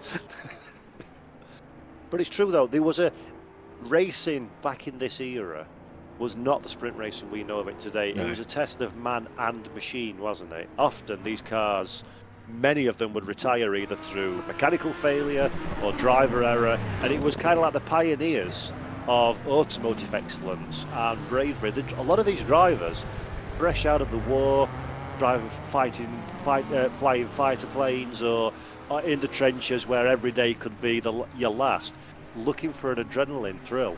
And the sort of 3-4 kilometre tracks are tame by comparison. They want these out of the open countryside, the danger, and the manufacturers want the endurance aspects. That feeds directly into their road car offering. It's the old win on Sunday, sell on Monday mentality, isn't it? Yeah, I'm just trying to think of the tracks of. So obviously, you had Targa Florio, the Nürburgring, Le Mans, some of the French, or the other French road courses. In terms of, like even the full Monza was stupidly long for what it was because it was so high speed. It's amazing how anybody got through it all. Like very few drivers have lived into old age. Sterling Moss being one of them, Stewart, Andretti, Bob Bondurant lived to quite an old age, Phil Hill made it to old age, Jack Brabham made it to old age.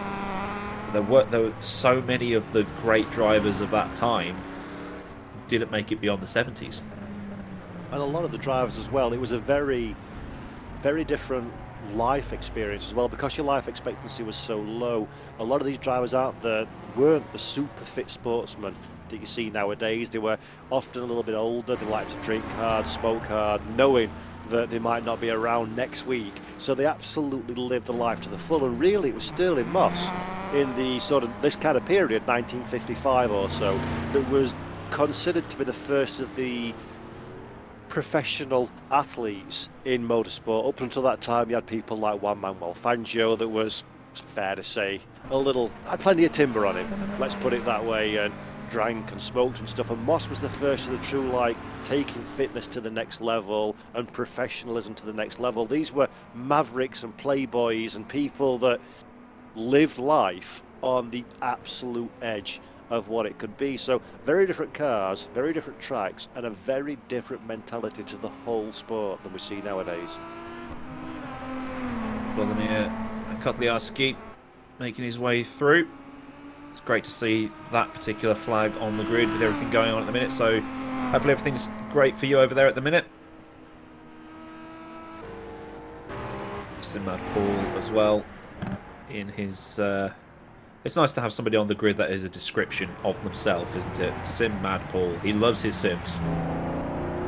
Ended up having quite a weird accident at Dundra last time out, but managed to get quite far in as he passes the 15-kilometre board. I'm going to throw another question at you, Aidan, if I may, for the benefit of those watching Great at home. Great scenery at this track. Hopefully nobody slides off the side of a mountain and ends up wrapped around a tree. So, Aidan, quick question, if I may.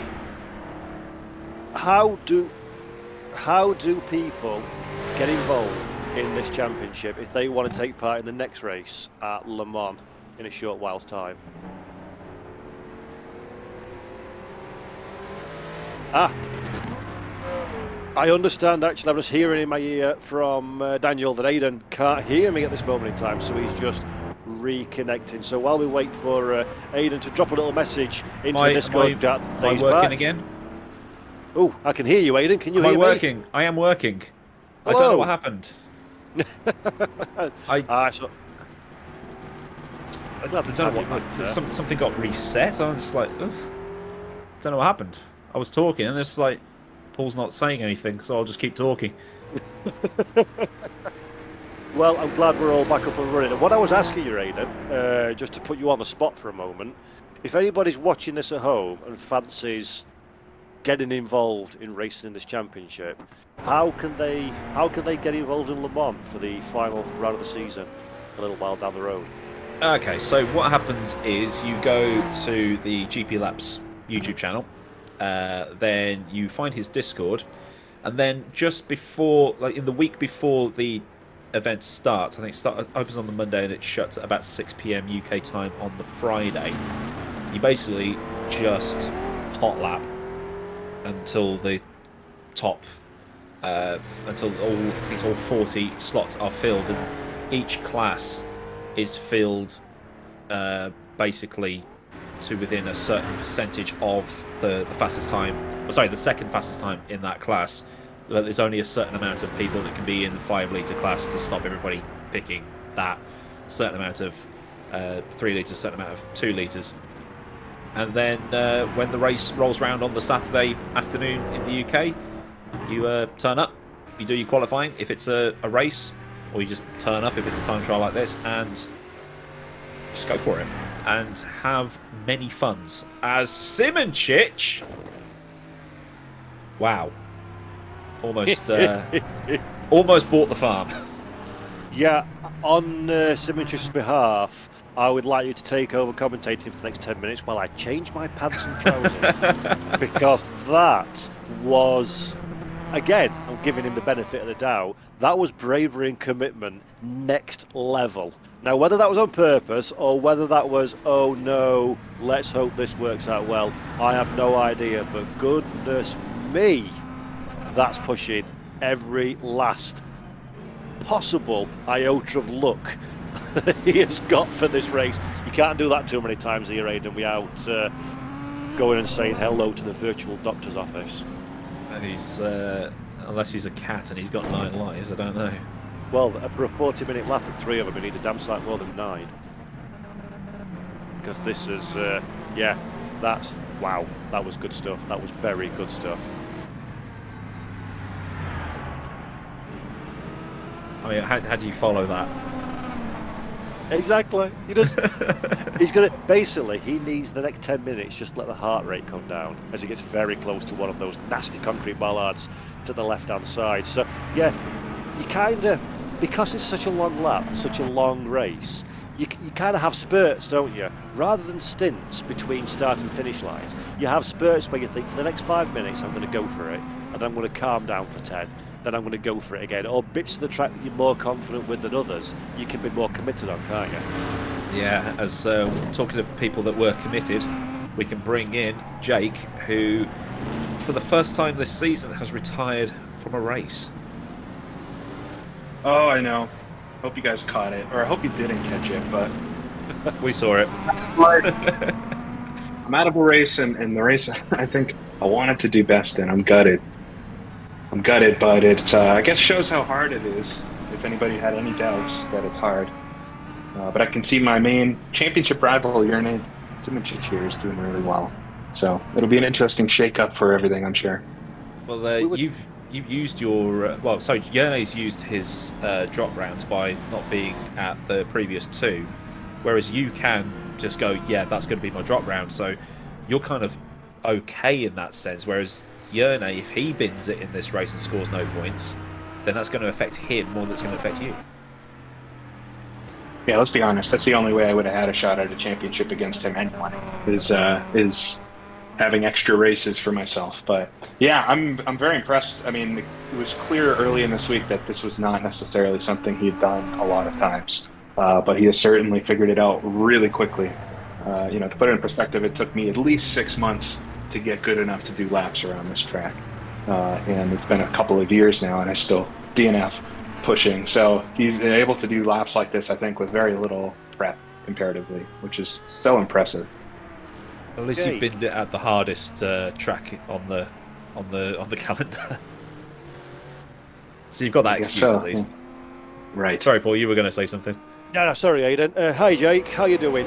Quick question for you, for our audience at home, because Aiden and I have tried to put people behind the wheel, but we don't have any skills or experience to really do that justice. Give us a little bit of a flavour of what it's like to drive these cars on this track in competition, please. It is, I mean, challenging. Absolutely, it's very tough because these cars, they're so rigid and have so little grip for, with the tires that you're taking something where with a faster car and something I've driven here before, 60s sports cars or even 70s sports cars. They just have so much more mechanical grip that you can get yourself out of trouble a lot easier. But with these cars, you really need to know where you're going. So for tracks like the Isle of Man here at the Targa Florio, that's the main challenge. So it's much more like a rally than it is a road race. You're definitely, you have to prepare each corner as a late apex, and it's basically a rally without the co-driver. And all the more glorious for it. And I just want to talk to you as well, if I can, just about what inspired you to come up with a championship like this, something that's so incredibly different than anything that happens in, well, even real life now, but certainly in a virtual world. Yeah, I've always been interested in doing classic sports car type events, and years ago, a decade ago, I did, iRacing hosted races and big events. We had one called the Targa Virginia, which was basically trying to emulate this race, but on the Virginia International Raceway long course, and the best we could do at the time. So I've always been kind of interested in this thing, and it really was this mod in R Factor 2, discovering it, driving it, and if you can try these cars, I know you both tried them a little bit, they're incredible feeling to drive. If you like this type of, they're still old, they still feel like 1950s cars, but they're the best representations of these types of cars that are out there. So it really is what pushed it over the edge to say, yeah, we need to do this race, and then, or this whole championship. And then looking at all these tracks, the series of tracks that we're racing on, I don't think any other sim has all of these tracks in this quality to race with these kind of cars. So it just made sense to put together.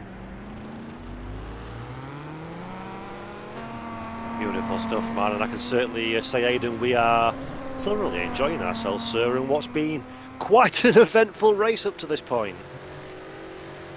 Yeah, it's been because like I know you were saying earlier, Paul, it was you're thinking, have we really got this far through already? Because you expected with such long tracks, it's like, oh god, this is boring, this is going to take forever, but it's not. It's flying by. There's always something going on. There always seems to be a driver within about half a mile of another driver, so everything seems to be working out quite well, and the talent on show has been a lot better than anybody would have ever anticipated, because with these cars everybody's in a wall every 6 seconds because they can't drive the cars, but everything here seems to have worked out just fine from a broadcast point of view. So it's been a great show, as well as something different to have in a sea of GT3 content. Now, I know I can see that Ascari here is actually catching Hrrc Simoncic, and do we know if either of them have pitted so far, or are they doing 2 laps? They're both pitted. They both pitted. So Ascari's closed in. I imagine we don't really know who's overall winning, but if Ascari's caught up to Hrrc, either Hrrc's made a few mistakes and has slowed a lot down, or Ascari is very quick. And as we saw at Dundrod, I think Ascari is a very quick driver.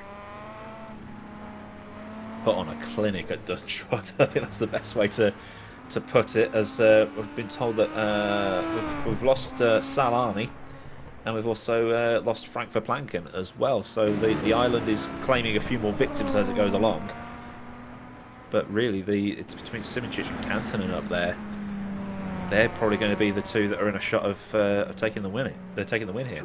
There's a little bit of fatigue as well plays into these drivers. So 40 minutes per lap, 3 laps. It's a massive concentration ask for these drivers. As we mentioned before, even in a straight line, the car is trying its very best to spit you off on the racetrack. And Jake, how difficult is it for our drivers here today to keep themselves in the zone all the way through what will probably end up being at least a couple of hours worth of track action, plus the delays that they had to overcome at the start of the race, and keeping the car out of the wall and driving competitively as well? That's a really unique skill set the drivers need, isn't it, to be competitive?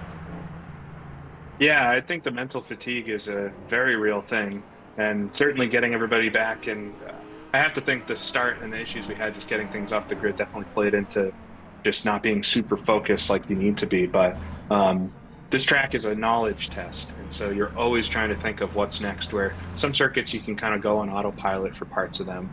It's really not an option around here, or else you do something like I did earlier in the race. So you always have to be thinking, and then of course sim racing is as physical as you want it to be, but I would say the amount of precise movements and just constantly turning 567 corners here, it could be physically demanding as well. So 3 laps is nothing to shake a stick at. And in the real Targa Florio, that was about the length of a stint for drivers, would be 2 or 3 laps, and then they would do driver swaps. So we're effectively doing a real stint of this race.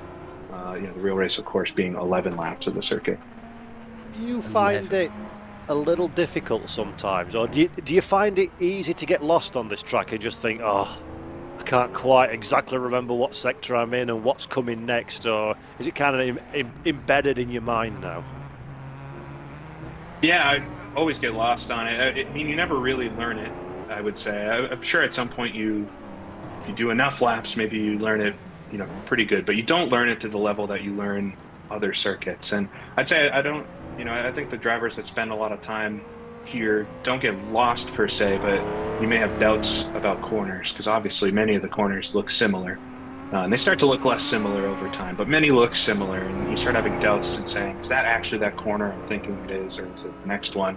Or you anticipate a turn is coming up and you can't remember if it's after the next left-hander flick or the one after that.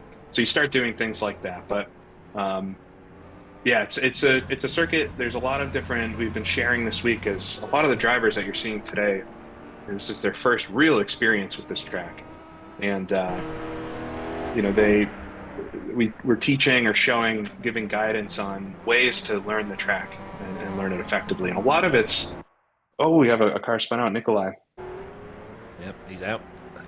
Looks like Nikolai, the Russian driver, spun out. Looks like Real Deal God got started as well. I know he had some connection issues on the original start, so happy to see him in there. But just to wrap up that thought, some of the tricks to learning something like this are actually knowing where you are on the circuit and giving some context. If you watch any of my streams or some of the other folks doing it, talk about the corners or the cities that you're going through. The first city's Cerda, and then you work up the hill past Sclafani, through Colossano, down to Campo Felice. The reason not necessarily is to give people a tour of the circuit, but it's to remind yourself of kind of the general order and what comes next as far as sections, so that you don't forget what you've passed already. Hayden. Looks like your Johnson is moving up as well. That's so different for us, isn't it, Hayden? Oh, remember this city that you drove through and this town that you went through? It's such a different experience than what most drivers are used to, isn't it? It's an incredible event, and it's sensational to have something so very different. Oh, there's a bit of contact there as well. Loses the rear into the bank and gets away with it, but you can't do that too many times before you start finding negative effects on the car as well. A little wiggle of the wheel just to make sure things are pointing in the right direction. But that was as close as you really want to get to a retirement here, isn't it? Yeah, I mean, look, just going back to that point about Jake was saying with this town is this and that. It's a bit like it's almost like waypoints Yeah. when you drive to. Yeah, when I used to drive between Lincolnshire and Birmingham to see my grandparents, it's like, right, so I'm in Pole Beach, then I go to Spalding, then I go to Stamford, then I go to Kettering, then I go to the end of the A14, then to Junction 7 of the M6.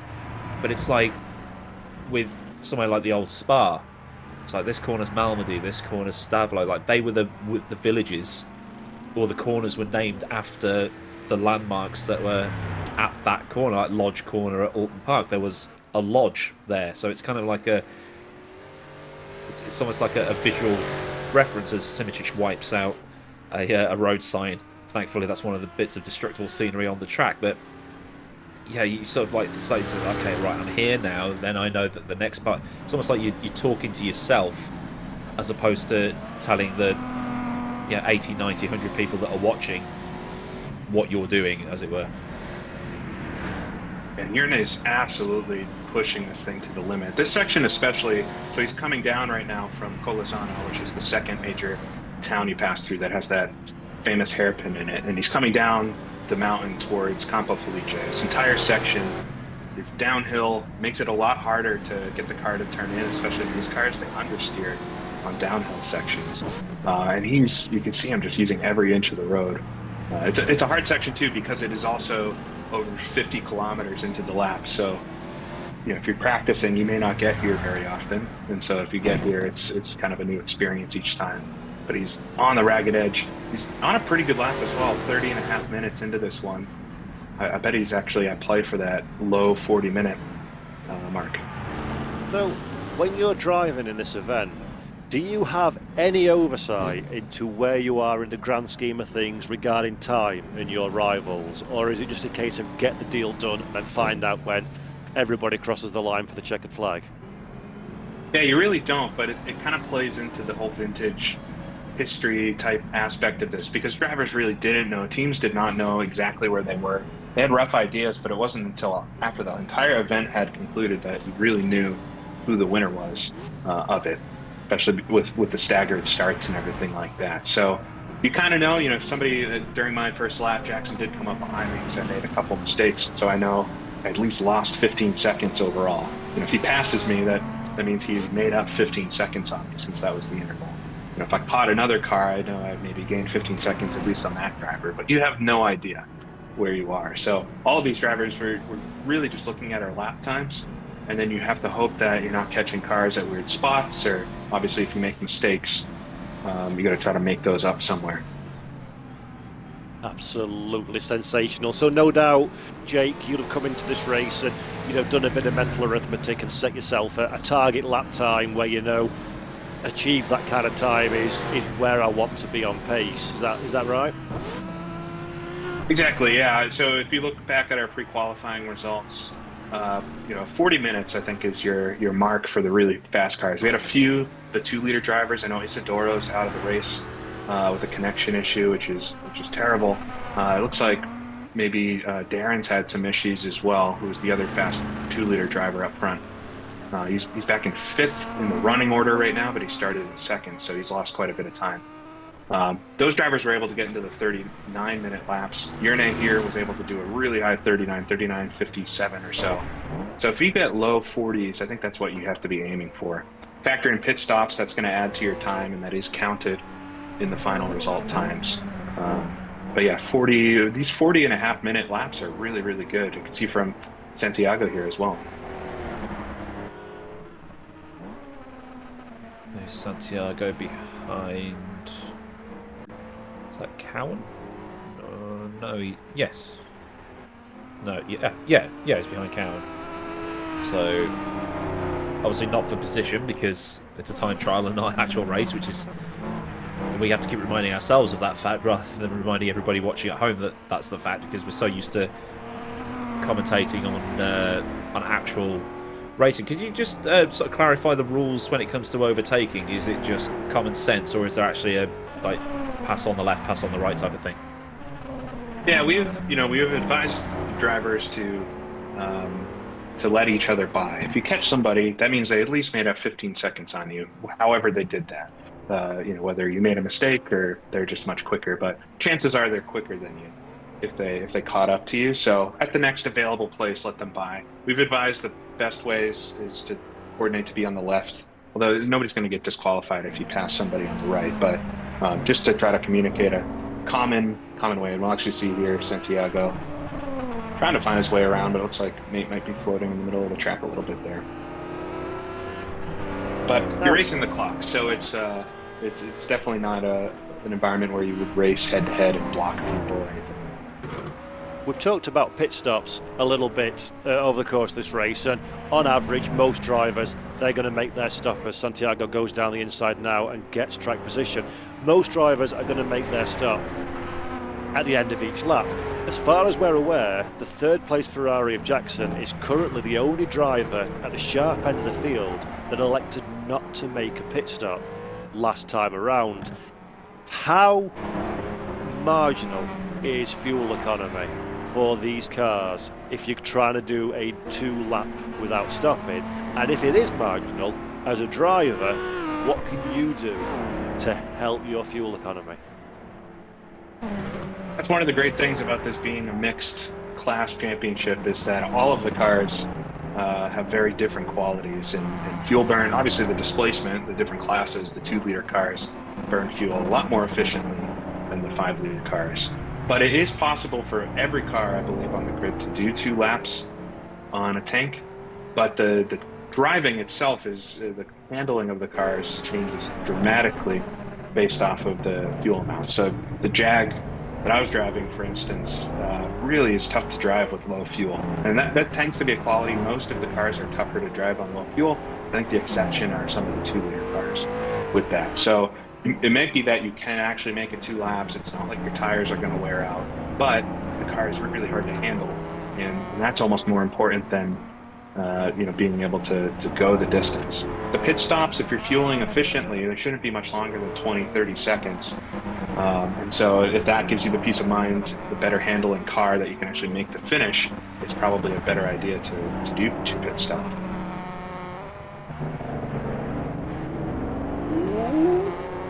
That was close.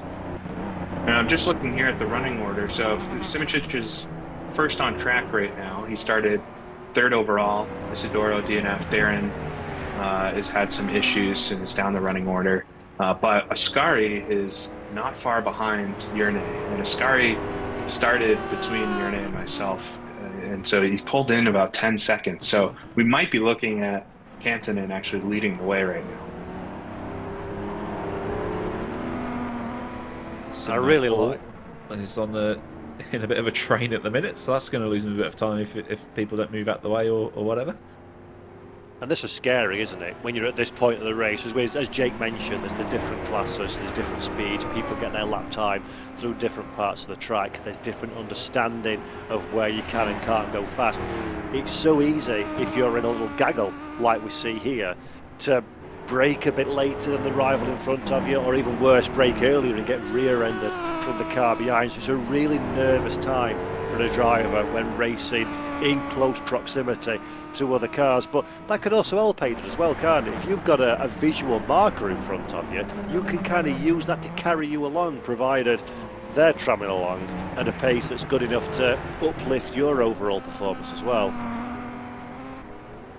Yeah, and the way these cars drive, obviously you don't have a lot of cornering grip. So unlike GT3s or modern cars, anything, I'll say modern, anything 80s and newer, the cornering speeds are really low and you don't have the grip to go side by side. So you have to pass into braking zones, or more likely just on a straightaway by letting somebody by. So you're not going to be able to outbrake each other either, generally. But this will be quite interesting. Actually, it looks like we didn't see it on screen, but Santiago just let Simet Paul by. They're racing both in the Aston Martin, so they would have been in a slipstream tango as well on the straightaway coming up. Which of course will help fuel consumption as well as giving you a visual reference. And I mentioned this before you came on, Jake. It's obviously it's my first time participating in the commentary team for this championship, and one thing, apart from the obvious class of driving quality that we've seen on track, one thing that's really impressed me is the gentlemanly conduct of a lot of these drivers. They are making, if you're coming up to be overtaken, they're making life nice, as easy as possible for the chasing car behind. And I really like to see that one. I think it's a testament to the series itself, isn't it, that we've got such professional and gentlemanly drivers that are racing at such an incredibly high level here. We do, and we're about to see Hrrc do a low 39-minute lap. He's coming through the final 2 corners now. This is going to be way quicker than any of the qualifying times. Track, grip, maybe a bit different now, but he's also in the zone. But incredible lap. I would expect him to pit here, or not. He's not pitting, so he pit on the first lap, and he didn't come in the second lap. So he's basically mirroring Jackson's strategy the other way, and so I think Hrrc might be. If he can get loose of Canton in here, if he can get about 15 seconds ahead of Canton in, we could be pretty sure that Hrrc might be on his way to win, at least out of the top 3 or 4 drivers. Your comments though your comments on the driving of the series though, here's Jackson in the pits. The drivers we've I think found or have found us really. It's been an open summer, so anybody can sign up, but. Obviously folks that enjoy vintage racing, maybe skew a little bit older generally, although we do have some younger folks, which is great. And but overall, we're here to enjoy the cars, where these tracks are hard, the cars are hard. You put in a lot of time to practice and make a race like this. And so I think that shows. It definitely gets a little more head-to-head and fighty at some of the, Le Mans will see that for sure. But around a track like this, everybody that's here knows that everybody else is doing their very best, and we'll certainly give them a little bit of space for it.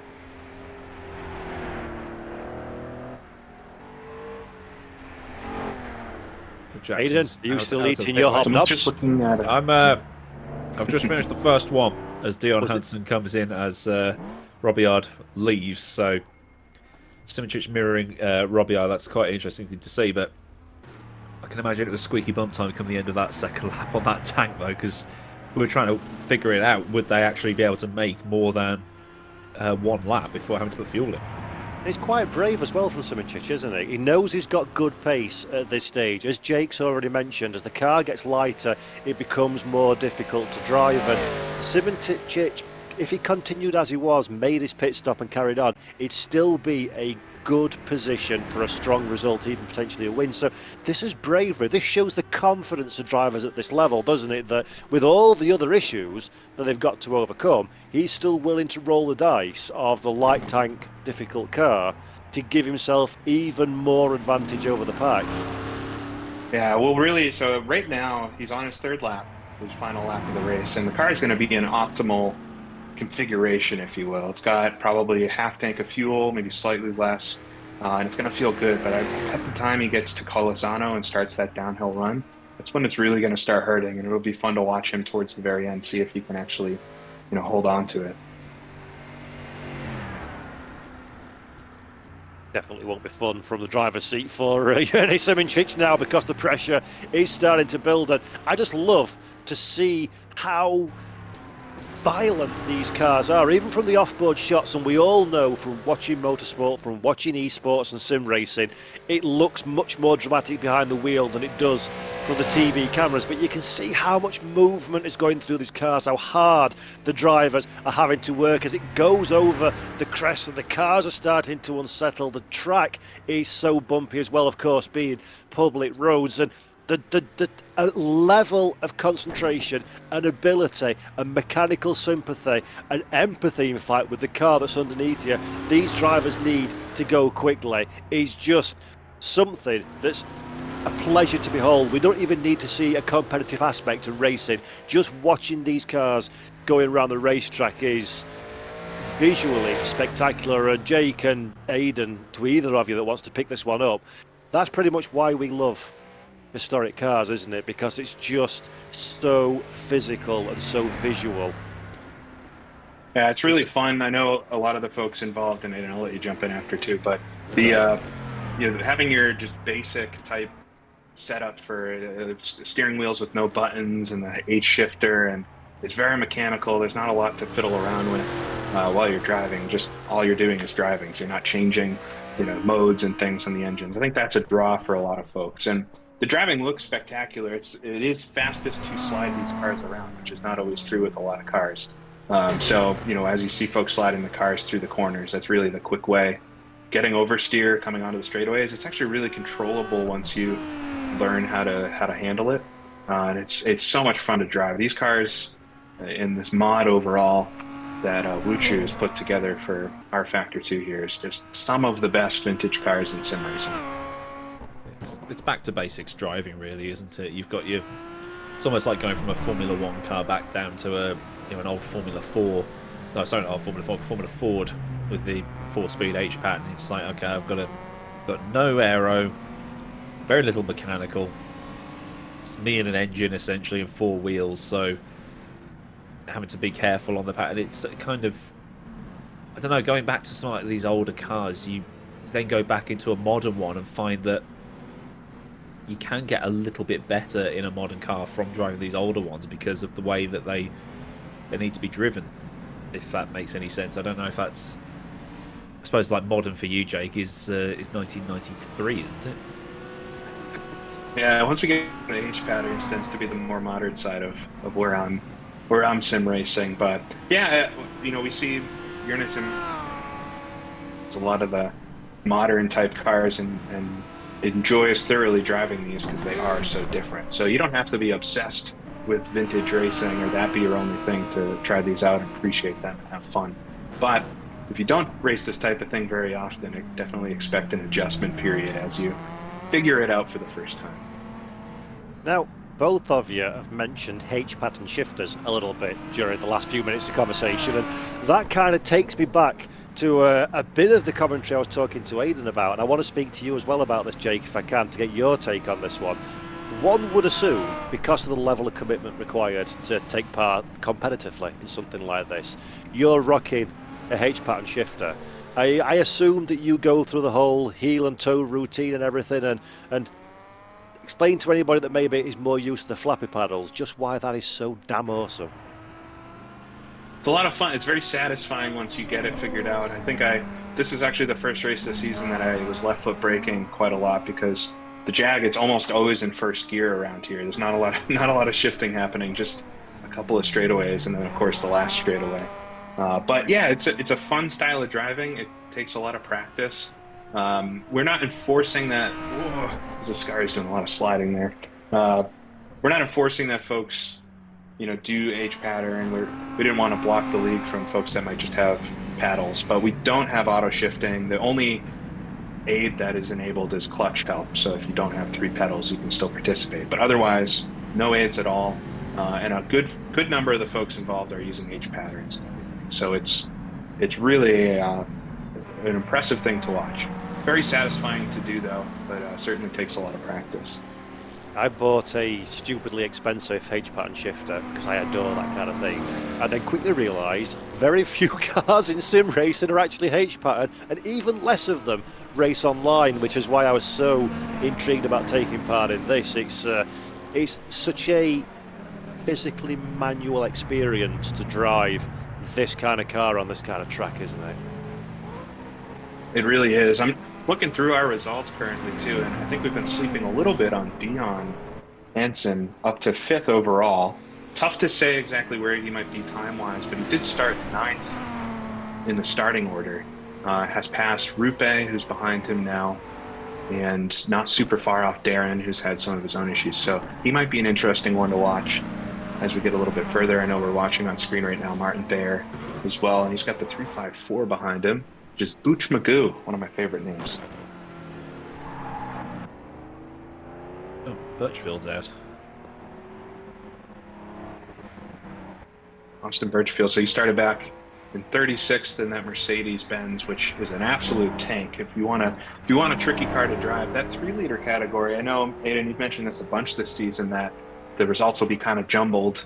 You wouldn't expect just on paper to see the 5-liter cars behind the 2 liters or 3 liters mixed in. I think one of the surprises has been that the 3 liters are so slow. I think they just don't have, especially around a track like this, they don't have the upper end speed that the 5 liters have, but they're still very heavy, so they don't have the weight advantage that the 2 liters have. They're just kind of stuck in the middle.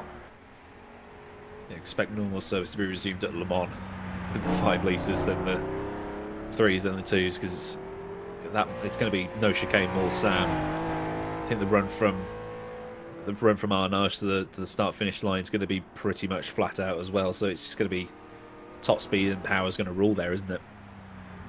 It is. I know the Mercedes drivers in the 3-liter class specifically are very much looking forward to that. Richard Woodcock, Mark Seidler, and them. I know the Mercedes is pretty good on top speed. The Jag, to my advantage, does have the highest top speed, but it'll take more than top speed to do well there. And it's worth bearing mention as well that, of course, the drivers have to stick with the car for the duration of the season. Is that correct? So you can't pick the best car for the individual track. It's has to wait itself out over the course of the year. Yeah, we did do that very specifically, and we've been very adamant about not letting folks switch cars, which is, is always tricky. You want folks to participate, and we're looking at Isidoro and Darren here in the Bristols. Both of them failed to qualify, I believe, at Spa. They just couldn't get that car to go fast enough, and that's always, as somebody organizing a race, you don't want folks to not be able to qualify because of their car. But then we saw here they're the fastest cars that are out there. So it helps balance things out. It helps create an interesting championship. We don't have to care about BOP or anything like that. And so it is really fun to have all these different cars that have different strengths. And if you look back, I mean, that's really what racing was all about in these days too, is the different cars and what each team was trying to do. So to bring just a little bit of that to sim racing, I think is also refreshing. Now, while we were talking, we saw for quite a while, unfortunately he's off screen now, Dion Hansen, that you mentioned, Jake, as being someone that's flown under the radar a little bit for a good result. Hansen was wringing the neck of that car for the few minutes that we saw him on screen, in direct comparison to Ascari that we're looking at now, that's much smoother at this stage of the race behind the wheel. So I think Dion Hansen has sniffed himself an opportunity of a very good result indeed as Ascari gets the sideways action going on the power out through the hairpin. So now, Aidan, you mentioned the whole railroad and how the track's going to progress and change, and the cars and the balance is going to change as well. This is kind of like the golden time in this race, isn't it, to really lay a claim for a strong result on the checkered flag. Without overdoing it, obviously. Yeah, it's it's probably because of the length of the track, the railroad's not going to build up in the same way that it would 30 cars at Knockhill would.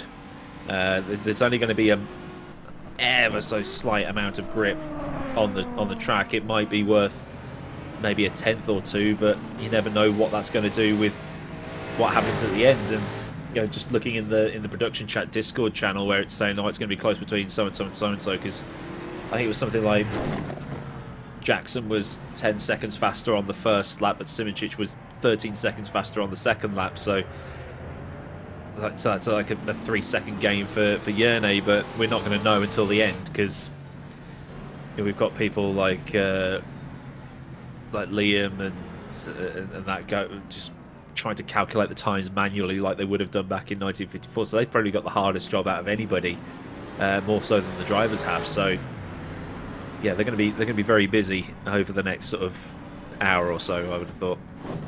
Yeah, back in for the real Targa Florio, I guess up until recently, and they may still do it for redundancy at the Isle of Man for the TT races, but it's literally a booth of folks with stopwatches and timing. They each have drivers assigned to them, and they or cars assigned to them for this event, and they would track that car and time its time it crosses the line and be able to report that way. So in real life, you would get a sense of who's winning. To go back on what I was saying earlier, just a little bit, based off of each lap time, but you still wouldn't have that full picture to the end. And unfortunately, because of how we had to change the start around, big applause to Just Race that does the servers for this, for quickly getting another server stood up for us. Ian and Liam in the stewarding box for thinking on the fly and coming up with a new starting procedure for this. We were very close to canceling today just because of all the issues we were having at first, but we got it running. And because of the change in the start, we may not be able to know really the final results till quite a bit after. We're going to have to do some replay analysis here, but we'll be able to calculate who did what lap times and see exactly where the results ended up. But yeah, I agree that it looks like Yerne and Jackson might be really close. Ascari, just because he's not super far off of Yerne and did start behind him, might be close. And then Dion looks like another clear front runner in the 3-liter Aston Martin, actually. Yeah, we've also lost Dancourt and Sinmad Paul in quick succession, so I don't know if they had it coming together or they stacked it into the same wall, because I've had it myself. You see a guy go wide at the next corner, and then you do exactly the same thing. So see if broadcast director Daniel Costello can get a replay of those. But looking at Jackson, he's 13 and a half minutes into his lap at the minute, his final lap at the minute, and we have 13 drivers remaining of those who started.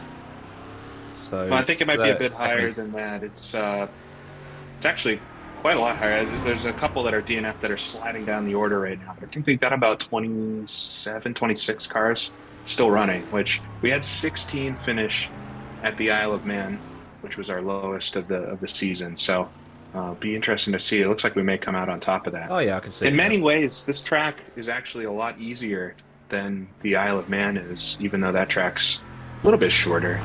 Certainly a lot shorter lap times. It's such higher speed there that you have to really know where you're going to go anywhere. Whereas in this track, there's a lot of slow speed corners. You can kind of get into a rhythm there. And we're on board now with Hrrc Simičić, and Ascari is within sight of him from behind. This is where we're going to see the grunt of this Ferrari is going to happen here, but then he's coming up corner. to Coltivatore here, which is maybe not the highest point on the track, but close to it. He's going to flip down the side road, coming up here to head towards Scilato, which is just to halfway around the lap. He's probably 2-3 minutes before halfway. It's just crazy, some of the stuff that Hrrc is able to do in these cars. We saw on lap 1, he basically did a full-on Matrix wall ride up the side of one of these sort of cliff faces, if you want to call them that, and he's sort of cutting corners a tiny bit just to sort of straighten out the corner a tiny bit and things like that. And he's doing it here as well. Dips onto the grass, and then again, I wouldn't have the confidence in any car to do that. So so knowing that he's driving super quick around this super difficult track, it's definitely a marker of the sort of the talent that has been attracted to this league.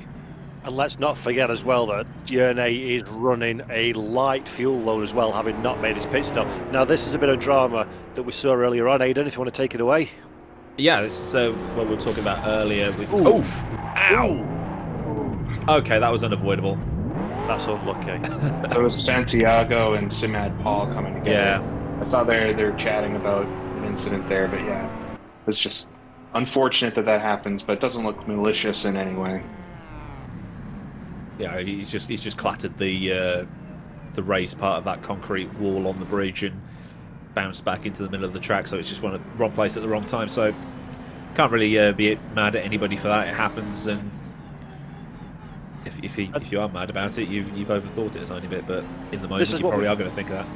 This goes back to what we were talking about earlier when we saw the little battle pack of 3 cars, isn't it? That it's so easy to get wrapped up in somebody else's problem that's not of your own making, which is why it's always a nerve-wracking experience to be sharing a similar piece of tarmac on a track like this. And by virtue of the fact that we've got very different classes where lap times are achieved in very different ways, you can often find yourself behind a 5 litre, for example, and you're much faster over the lap, but they keep ground because of fast on straights. And it's so easy to get caught up in things that are completely outside of your sphere of influence, and that's a perfect example of exactly what we were talking about. Playing to that point, Paul, Kantonen's closed in quite a lot on Simičić, but they've just gone through one of the tightest parts of the circuit. They're still going to be in it for a little while, but unless Kantonen catches up to Hrrc, once I get to that straightaway at the end of the lap, Hrrc is obviously going to have a huge advantage, at least 15 to 20 kilometers per hour down the straightaway. So that'll give him quite the gap, probably pick up 5-6 seconds there, and that might end up saving his race. It ain't over until it's over. in the events like this one, and every single one of these drivers knows that one so well indeed. You've got to push as Dion Hansen gets the rear out once again in that Aston Martin, but gathers it all up nice and quickly. Not much loss there, and Hansen, the Dutchman, still very firmly, guys, in contention for a strong result, and he knows that he's in contention for something good at the end of today, and he's leaving absolutely nothing on the table. And let's not forget, by this point, drivers have been pushing to their absolute limit for over an hour and a half, and that goes back, Jake, doesn't it, to what we were saying about the mental fatigue as well. You've got to be a special breed to keep your car on its tippy toes for 2 hours on a track like this. You certainly do, and Dion's putting in an excellent performance today. He hasn't featured too much yet this season, at least in the top results. I know he's been around for a few rounds at least, but it's going to be interesting to see. I hope we're not overplaying how close he is, but just from his position on track and his lap times so far, he's definitely not far off the leaders. See, he's coming down from Caltavituro as well, and this is a long downhill section headed towards Scalato, which is, again, halfway point on the track for all these drivers. It's just interesting. I would expect Yerne and then... Go ahead. Sorry. I'm just looking at the discussion that's flashing in my peripheral. It's like, who's on the podium? I think I've got this. Who have you got? I've got this. It's like, oh, okay. It's going to be like election night. We're going to be waiting until probably the early morning to find out who's won here. Like an average Formula 1 race, where you find out 2 days after the race is finished who won. Yeah. Yeah, we'll be a bit... It's got to go to VAR. Just to make sure we double check and make sure that the start times and everything line up, and we don't want to announce results that aren't the actual results, but we'll try to get something together, as quickly as we can. But meanwhile, just enjoy the cars sliding around the track here. I think, to be honest though, Jake, that's kind of like the main draw of this championship. It's almost immaterial who finishes where. It's just the sheer celebration and joy of amazing cars, exceptional talents, and sensational racetracks, and just watching it all unfold, isn't it? Or it is for me anyway. Maybe I'm completely off the mark. No, it really is. I mean, I always think of myself as, decently competitive, but I'm far from the most competitive person out there. A lot of it for me is what I'm driving and where I'm driving it. And this is exactly what this is meant to be. It's all of the best classic road tracks that existed and strung together with cars like this. Even finishing this race would have been nice today, even if it wasn't on the top step. But yeah, it's I know for every driver here, and I'm so happy we have so many still in the race, but every driver that finishes this is going to feel very accomplished. Oh, that was scary. It does look like we got Scooby behind Real Deal. Yeah, Scooby, one of the few drivers actually using a controller rather than a wheel. Able to control that Ferrari around here with that. Now that is impressive, because driving on a controller in R-Factor 2 is not the easiest thing to do. It's not really geared up for that one, although it is supported. And doing that in this car on this track is absolutely sensational, actually. So, how big was the bet? Yeah, exactly. It's not big enough, because he's nailing it. So great driving there. But Real Deal God, we just saw them when we all took a sharp intake of breath, taking the position. Scooby getting out of the way, applying the brakes, and Real Deal God in the 5-litre Jaguar just about avoiding an airplane-size accident, collecting the rear of the orange machine ahead. So luckily both get through, and we're now into the twisty section of this course. Beautiful roads as always at the Targa Florio. So yeah, great track, great scenes, and yeah, Real Deal God would have been a little bit, I don't know, maybe reassessing his life goals after that one, because that goes flashing before your eyes, doesn't it?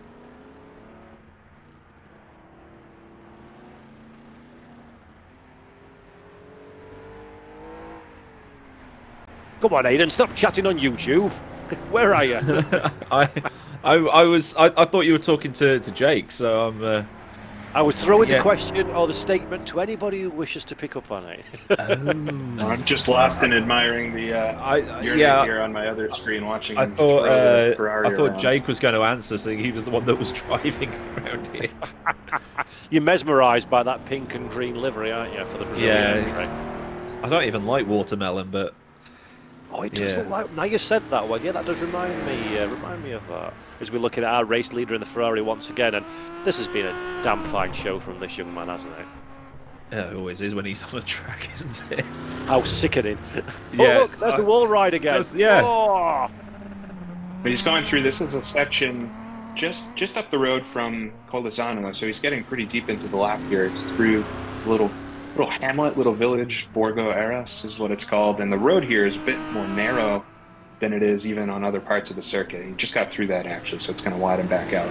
But he decided to make the road full width there. It looks like. Just over halfway through this lap as well. Yeah, he's over halfway. He's going to head down the hill here now, and come up to Colossano, the final or second to last town that'll go through, and then it'll be that run downhill. So, like we were talking about earlier, he's getting to that point where the car is going to be a lot harder to drive because of the fuel level. And I'm not sure. I didn't see his onboard earlier, but it does look like he's shaking it around quite a bit. Why is that? Esports. Is that micro corrections, or what is that? Well, I've heard somebody mention it in the comment in YouTube as well, Jake. What is all this steering activity about?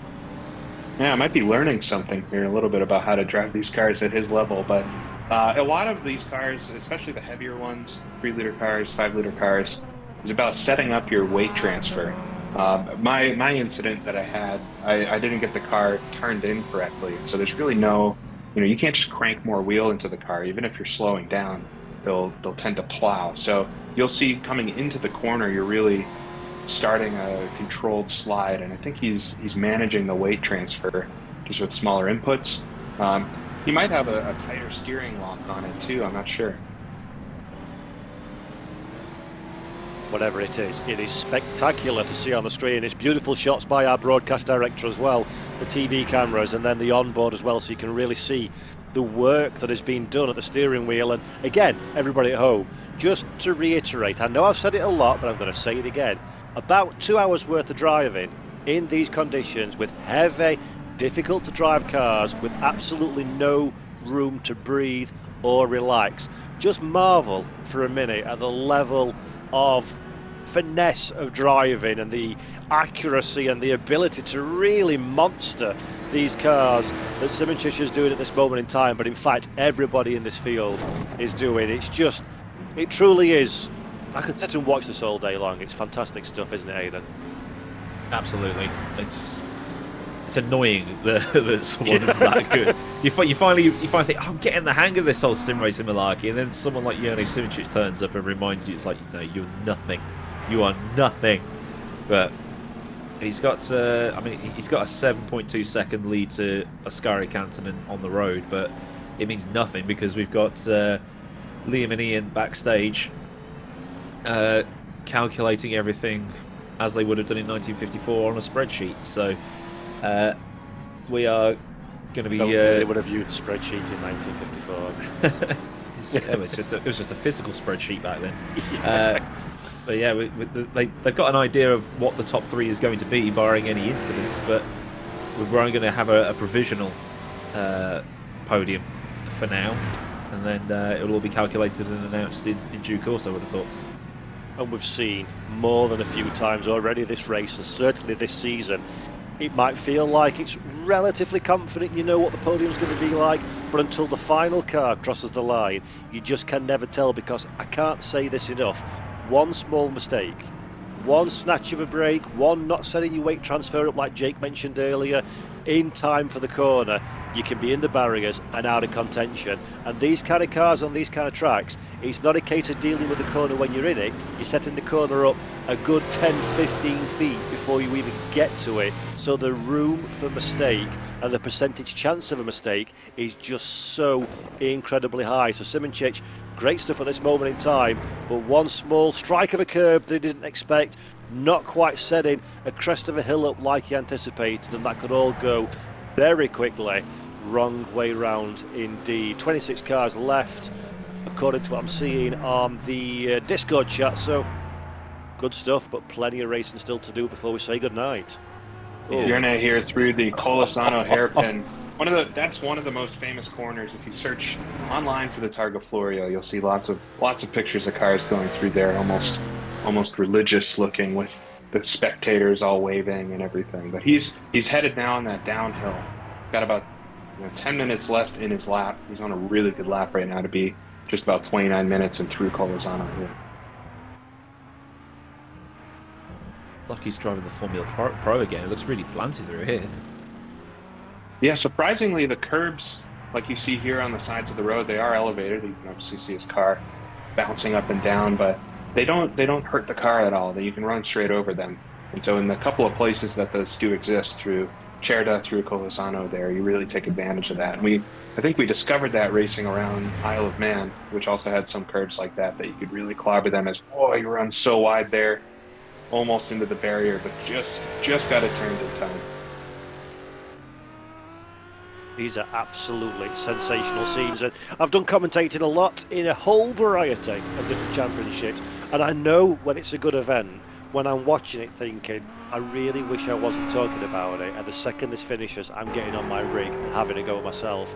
This is just, I've said it already, Jake, while you've been here, and I said it before you came on. Big shout out to you and everybody involved for devising and then producing a championship like this, because this is just exactly what motor racing should be, and such a hugely refreshing change from what we're used to seeing in our favourite sport. So big props to you, sir, for this one, because I am having such an amazing time, and I think the guys out there are as well. It's absolutely spectacular. That was on the edge. Yeah, it's Dion here is negotiating Colossano now as well. He'll come up to that hairpin too. But absolutely, and maybe it hasn't been mentioned yet here, but certainly all of what you're seeing here, the Targa Florio circuit, the car mod, every track we've raced this season, all available for free once you get R Factor 2 on the Steam Workshop. None of it is extra content that exists elsewhere too. So very accessible. If you have R Factor 2 looking to get it, you will be able to race all this stuff just right out of the box. And I'll second that one. As a member of staff of R Factor 2, go! Buy it now! It's amazing. No, jokes aside, it's a great sim platform, and it does offer such a wonderful variety to things like this one, an era of motorsport in sim racing that is often overlooked. So it's great that these, we said it at the beginning of the show, it's just sensational that the spirit of the Targa Florio can be relived in a virtual world long after it ceased to become a thing in real life. And that's the beauty, isn't it, of virtual motorsport, that the possibilities are quite literally limitless.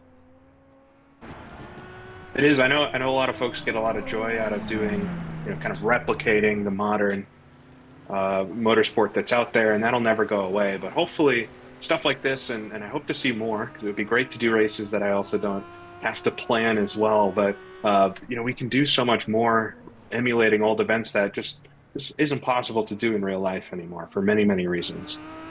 We can do that in sim racing, so I hope to see a lot more of it over the coming years.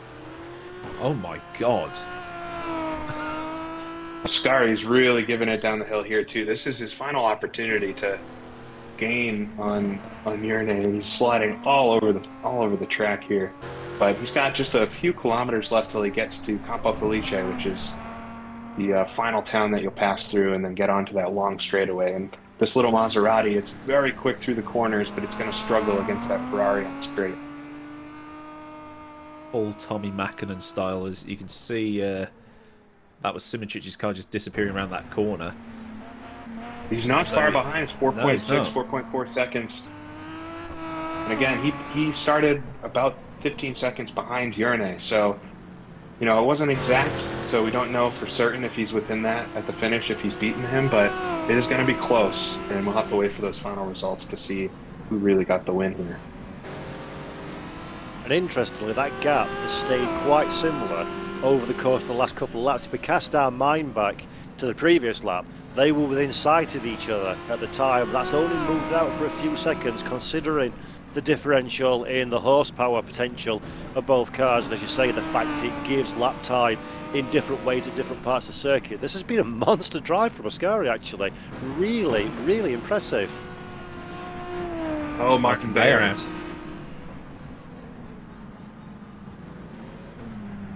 Looks like he may have had some issues.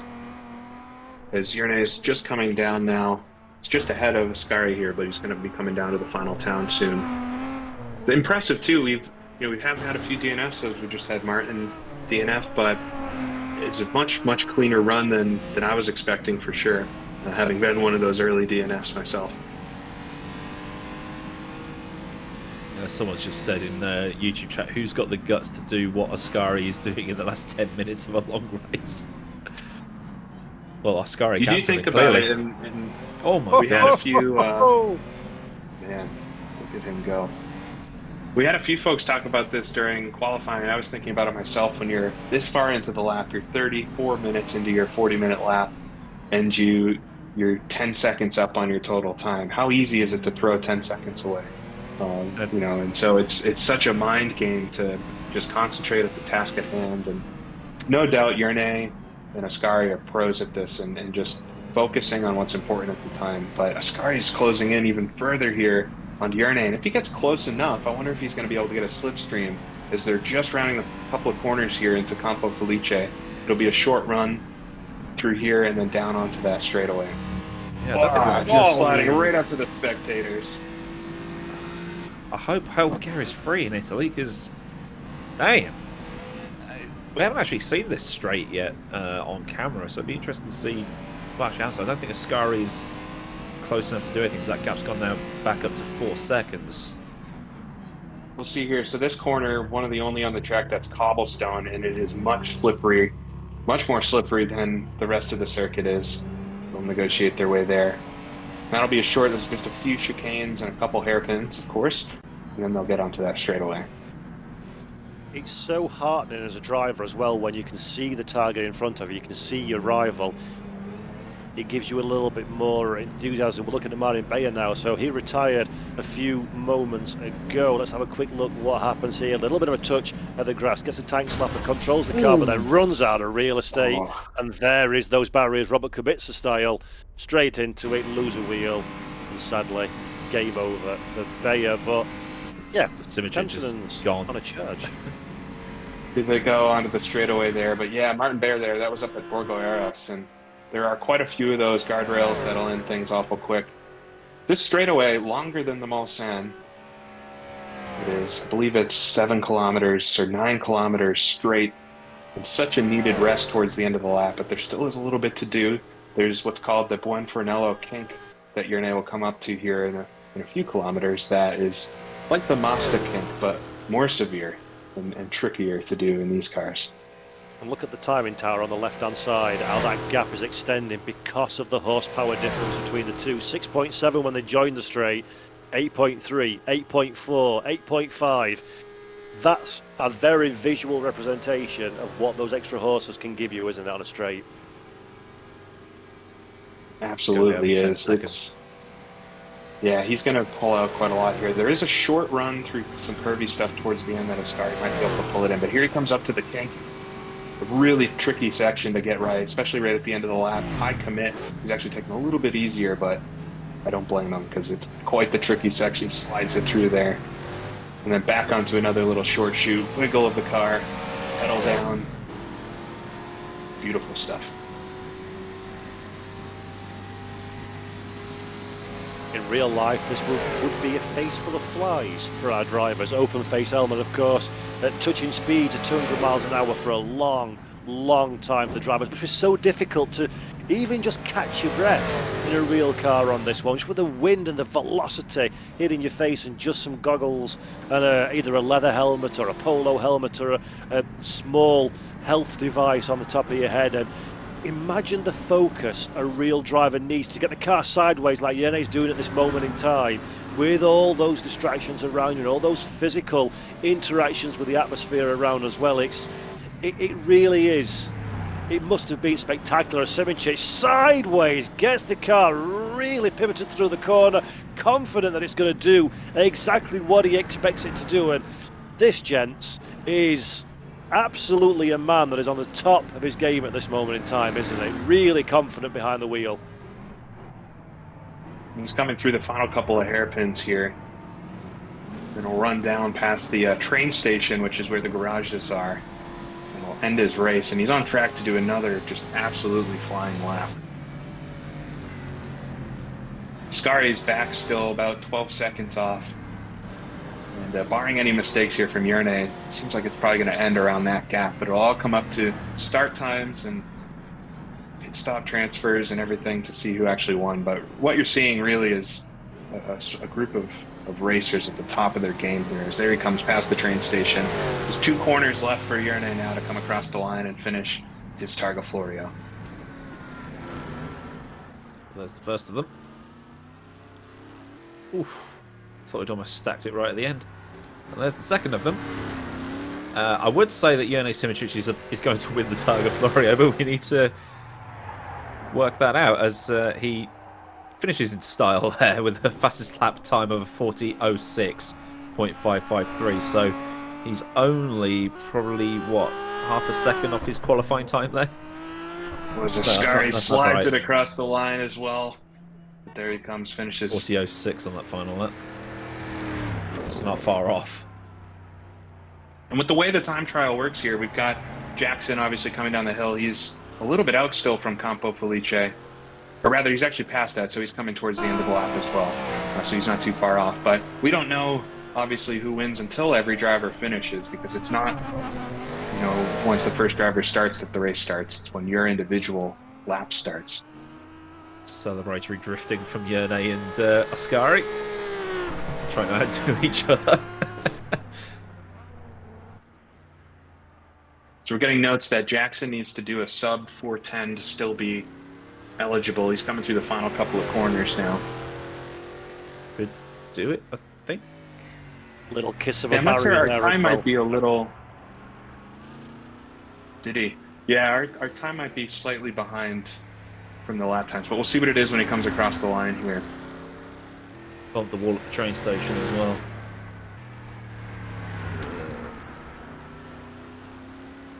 Doesn't say what he just did, so I'm seeing that he did his final lap was, well, it looks like in sim at least 41:07 with a pit stop, so tough to say if he would have been able to capitalize on that.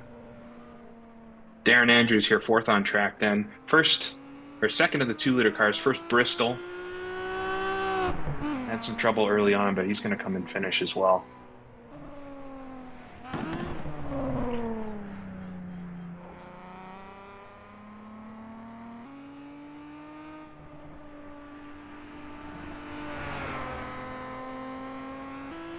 I think a finish is a win for anybody. Rip. Hard into the wall. It's actually surprisingly hard to make that corner, and it's one of those, I don't know if you've ever had this at longer tracks like the Nordschleife, where Dion Hansen's going to come through his ball, but getting that first corner, because you're always doing it maybe at a slower speed when you're starting a lap, when you're actually at speed, it's a lot trickier than it looks, but he's able to get through it nice and clean. Finished 4th on track there. A good race by Dion. I'm not sure if it's going to be enough to get the overall win, but you may very well have the 3-liter win. As Hrrc, as well in the 3 liters, comes across, not too far behind. We'll have to look on track 2. I'm looking down the running order, and I believe our final car on the circuit is about halfway through the lap, so there's still quite a lot of driving to go from them. It's also going to be stupid o'clock in the morning for these Australians that are driving. Yeah, we haven't checked in too much on Reese Gardner, but he's still motoring along as well, which is great to see. I know this was an important one for him. Matt Wright, of course, got focused on here on the screen. He's not super far from the end of the lap.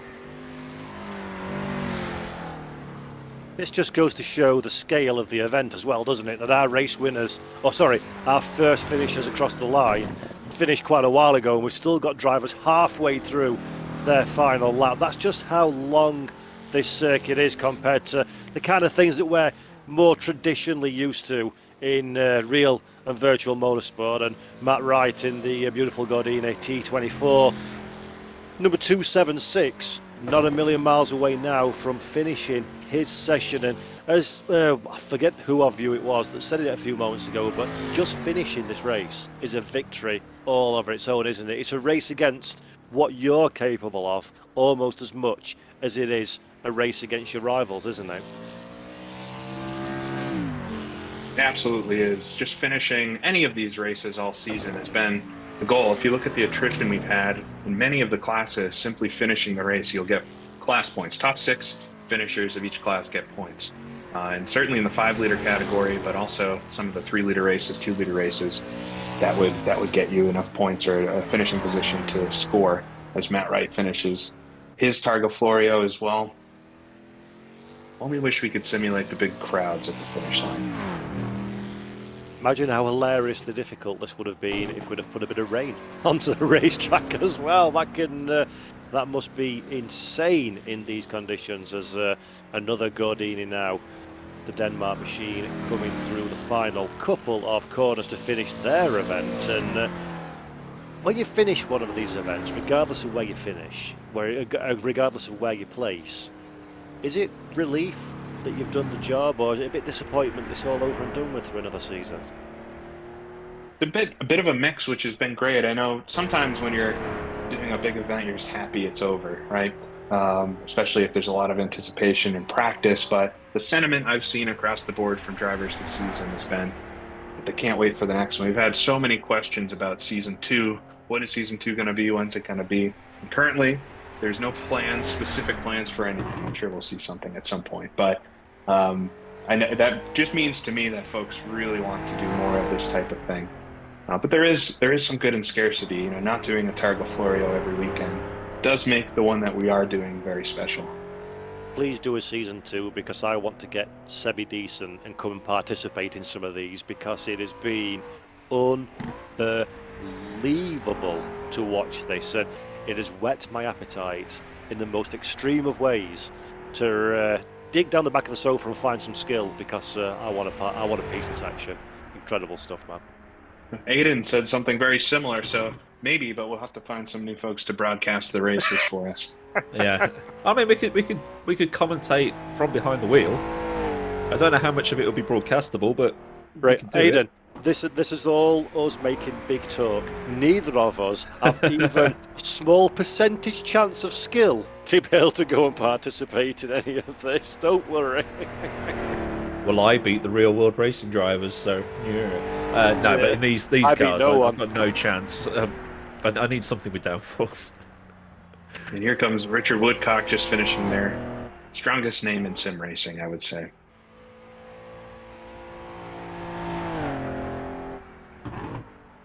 Mark Ziedler and another Mercedes-Benz. He's coming around through the final part of the lap as well. Seems like we'll catch each driver here towards the end, which is nice to see each of them. But Mark's been, I think, at every round this season, or has at least tried to qualify for each of them. It's been very, very gratifying to see the list of different nationalities as well that we've seen. We talked about it, Aidan and I, a little bit earlier on in the broadcast. It really is an international event, this one, isn't it? We've got drivers from Argentina, the States, from the UK, from Europe. It's great to see so many people so engaged in what is, frankly, a very niche part of what is a niche sim racing scene anyway. It is, and it's tough to find, obviously, tough to find a time where everyone can compete, but we very strategically chose when these races would take place so that the largest amount of folks could participate. And although it is very, very late in Southeast Asia, we do have obviously a few Australians and New Zealanders that have been involved. And so it's great. We pretty much have the whole world covered with the series, and that's exactly what we wanted. Makes the grid nice and colourful as well, doesn't it?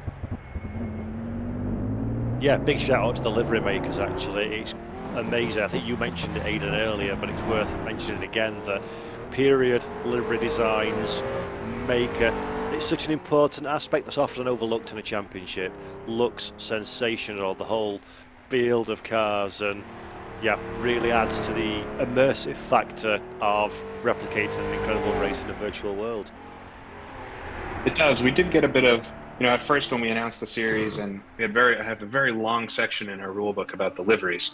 And I know at first, maybe throws some people off, or why are we so specific? But once we did a race and everyone saw a full grid of cars and national colors with simple schemes, I think we all understood and really haven't heard anything about that since, and it's nice to have something different. Of course, you see the grids plastered with ads and everything, but to really put you in the time period, having very simplistic cars is very nice.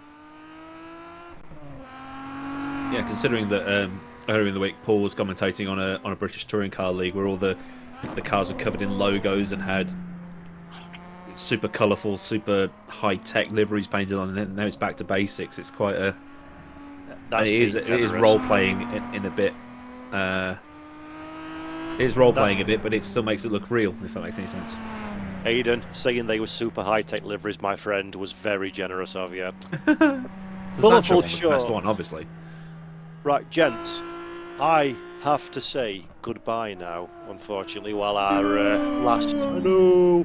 But I just want to say to Jake and GP Laps, to the Historic Road Racing Championship, to Mike and to everybody behind the scenes that's put this thing together and invited me along, a massive, massive thank you to you all. It's been an absolute honour and a pleasure to really get myself immersed in this world. So thank you so much. It's been incredible. Thoroughly enjoyed myself. That's been great having you Very along. nice talking with you. It's good to be in the same room for once. Yeah, for a change, rather than posting garbage to each other on Discord. So, guys, thank you very much. Folks at home, thank you for putting up with me for a few hours. Enjoy the rest of your day, and hopefully I'll get invited back one day in the future. As if so, I'll be there like a shot. Thank you. Well, there's Le Mans next time. Count me in if you want me, for sure. Yes, let's do it. Right, gents, thank you. I need to fly, but till next time. Thank you. Bye-bye. See ya.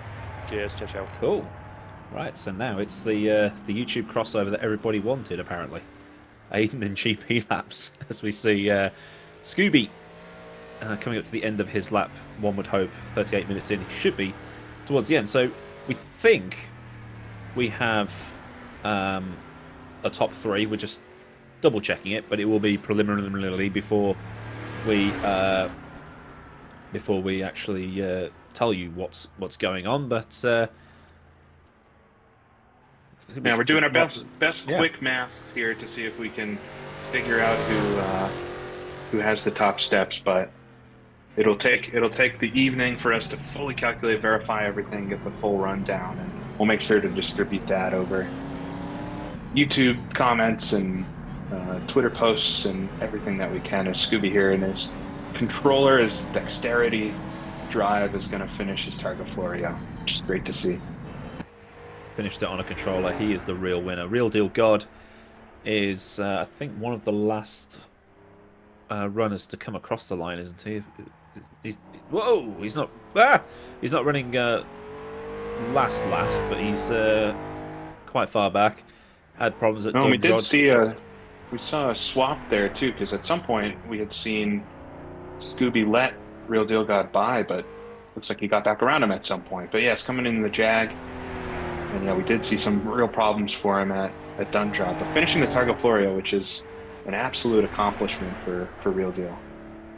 Yeah, considering he was parked on an embankment at Dundrod for about 20 minutes. Nikolai B, the Dane, in his Merc, looking great. So we're still trying to figure out if we want to declare a preliminary result. I got you. Yeah, that one. Me fail English.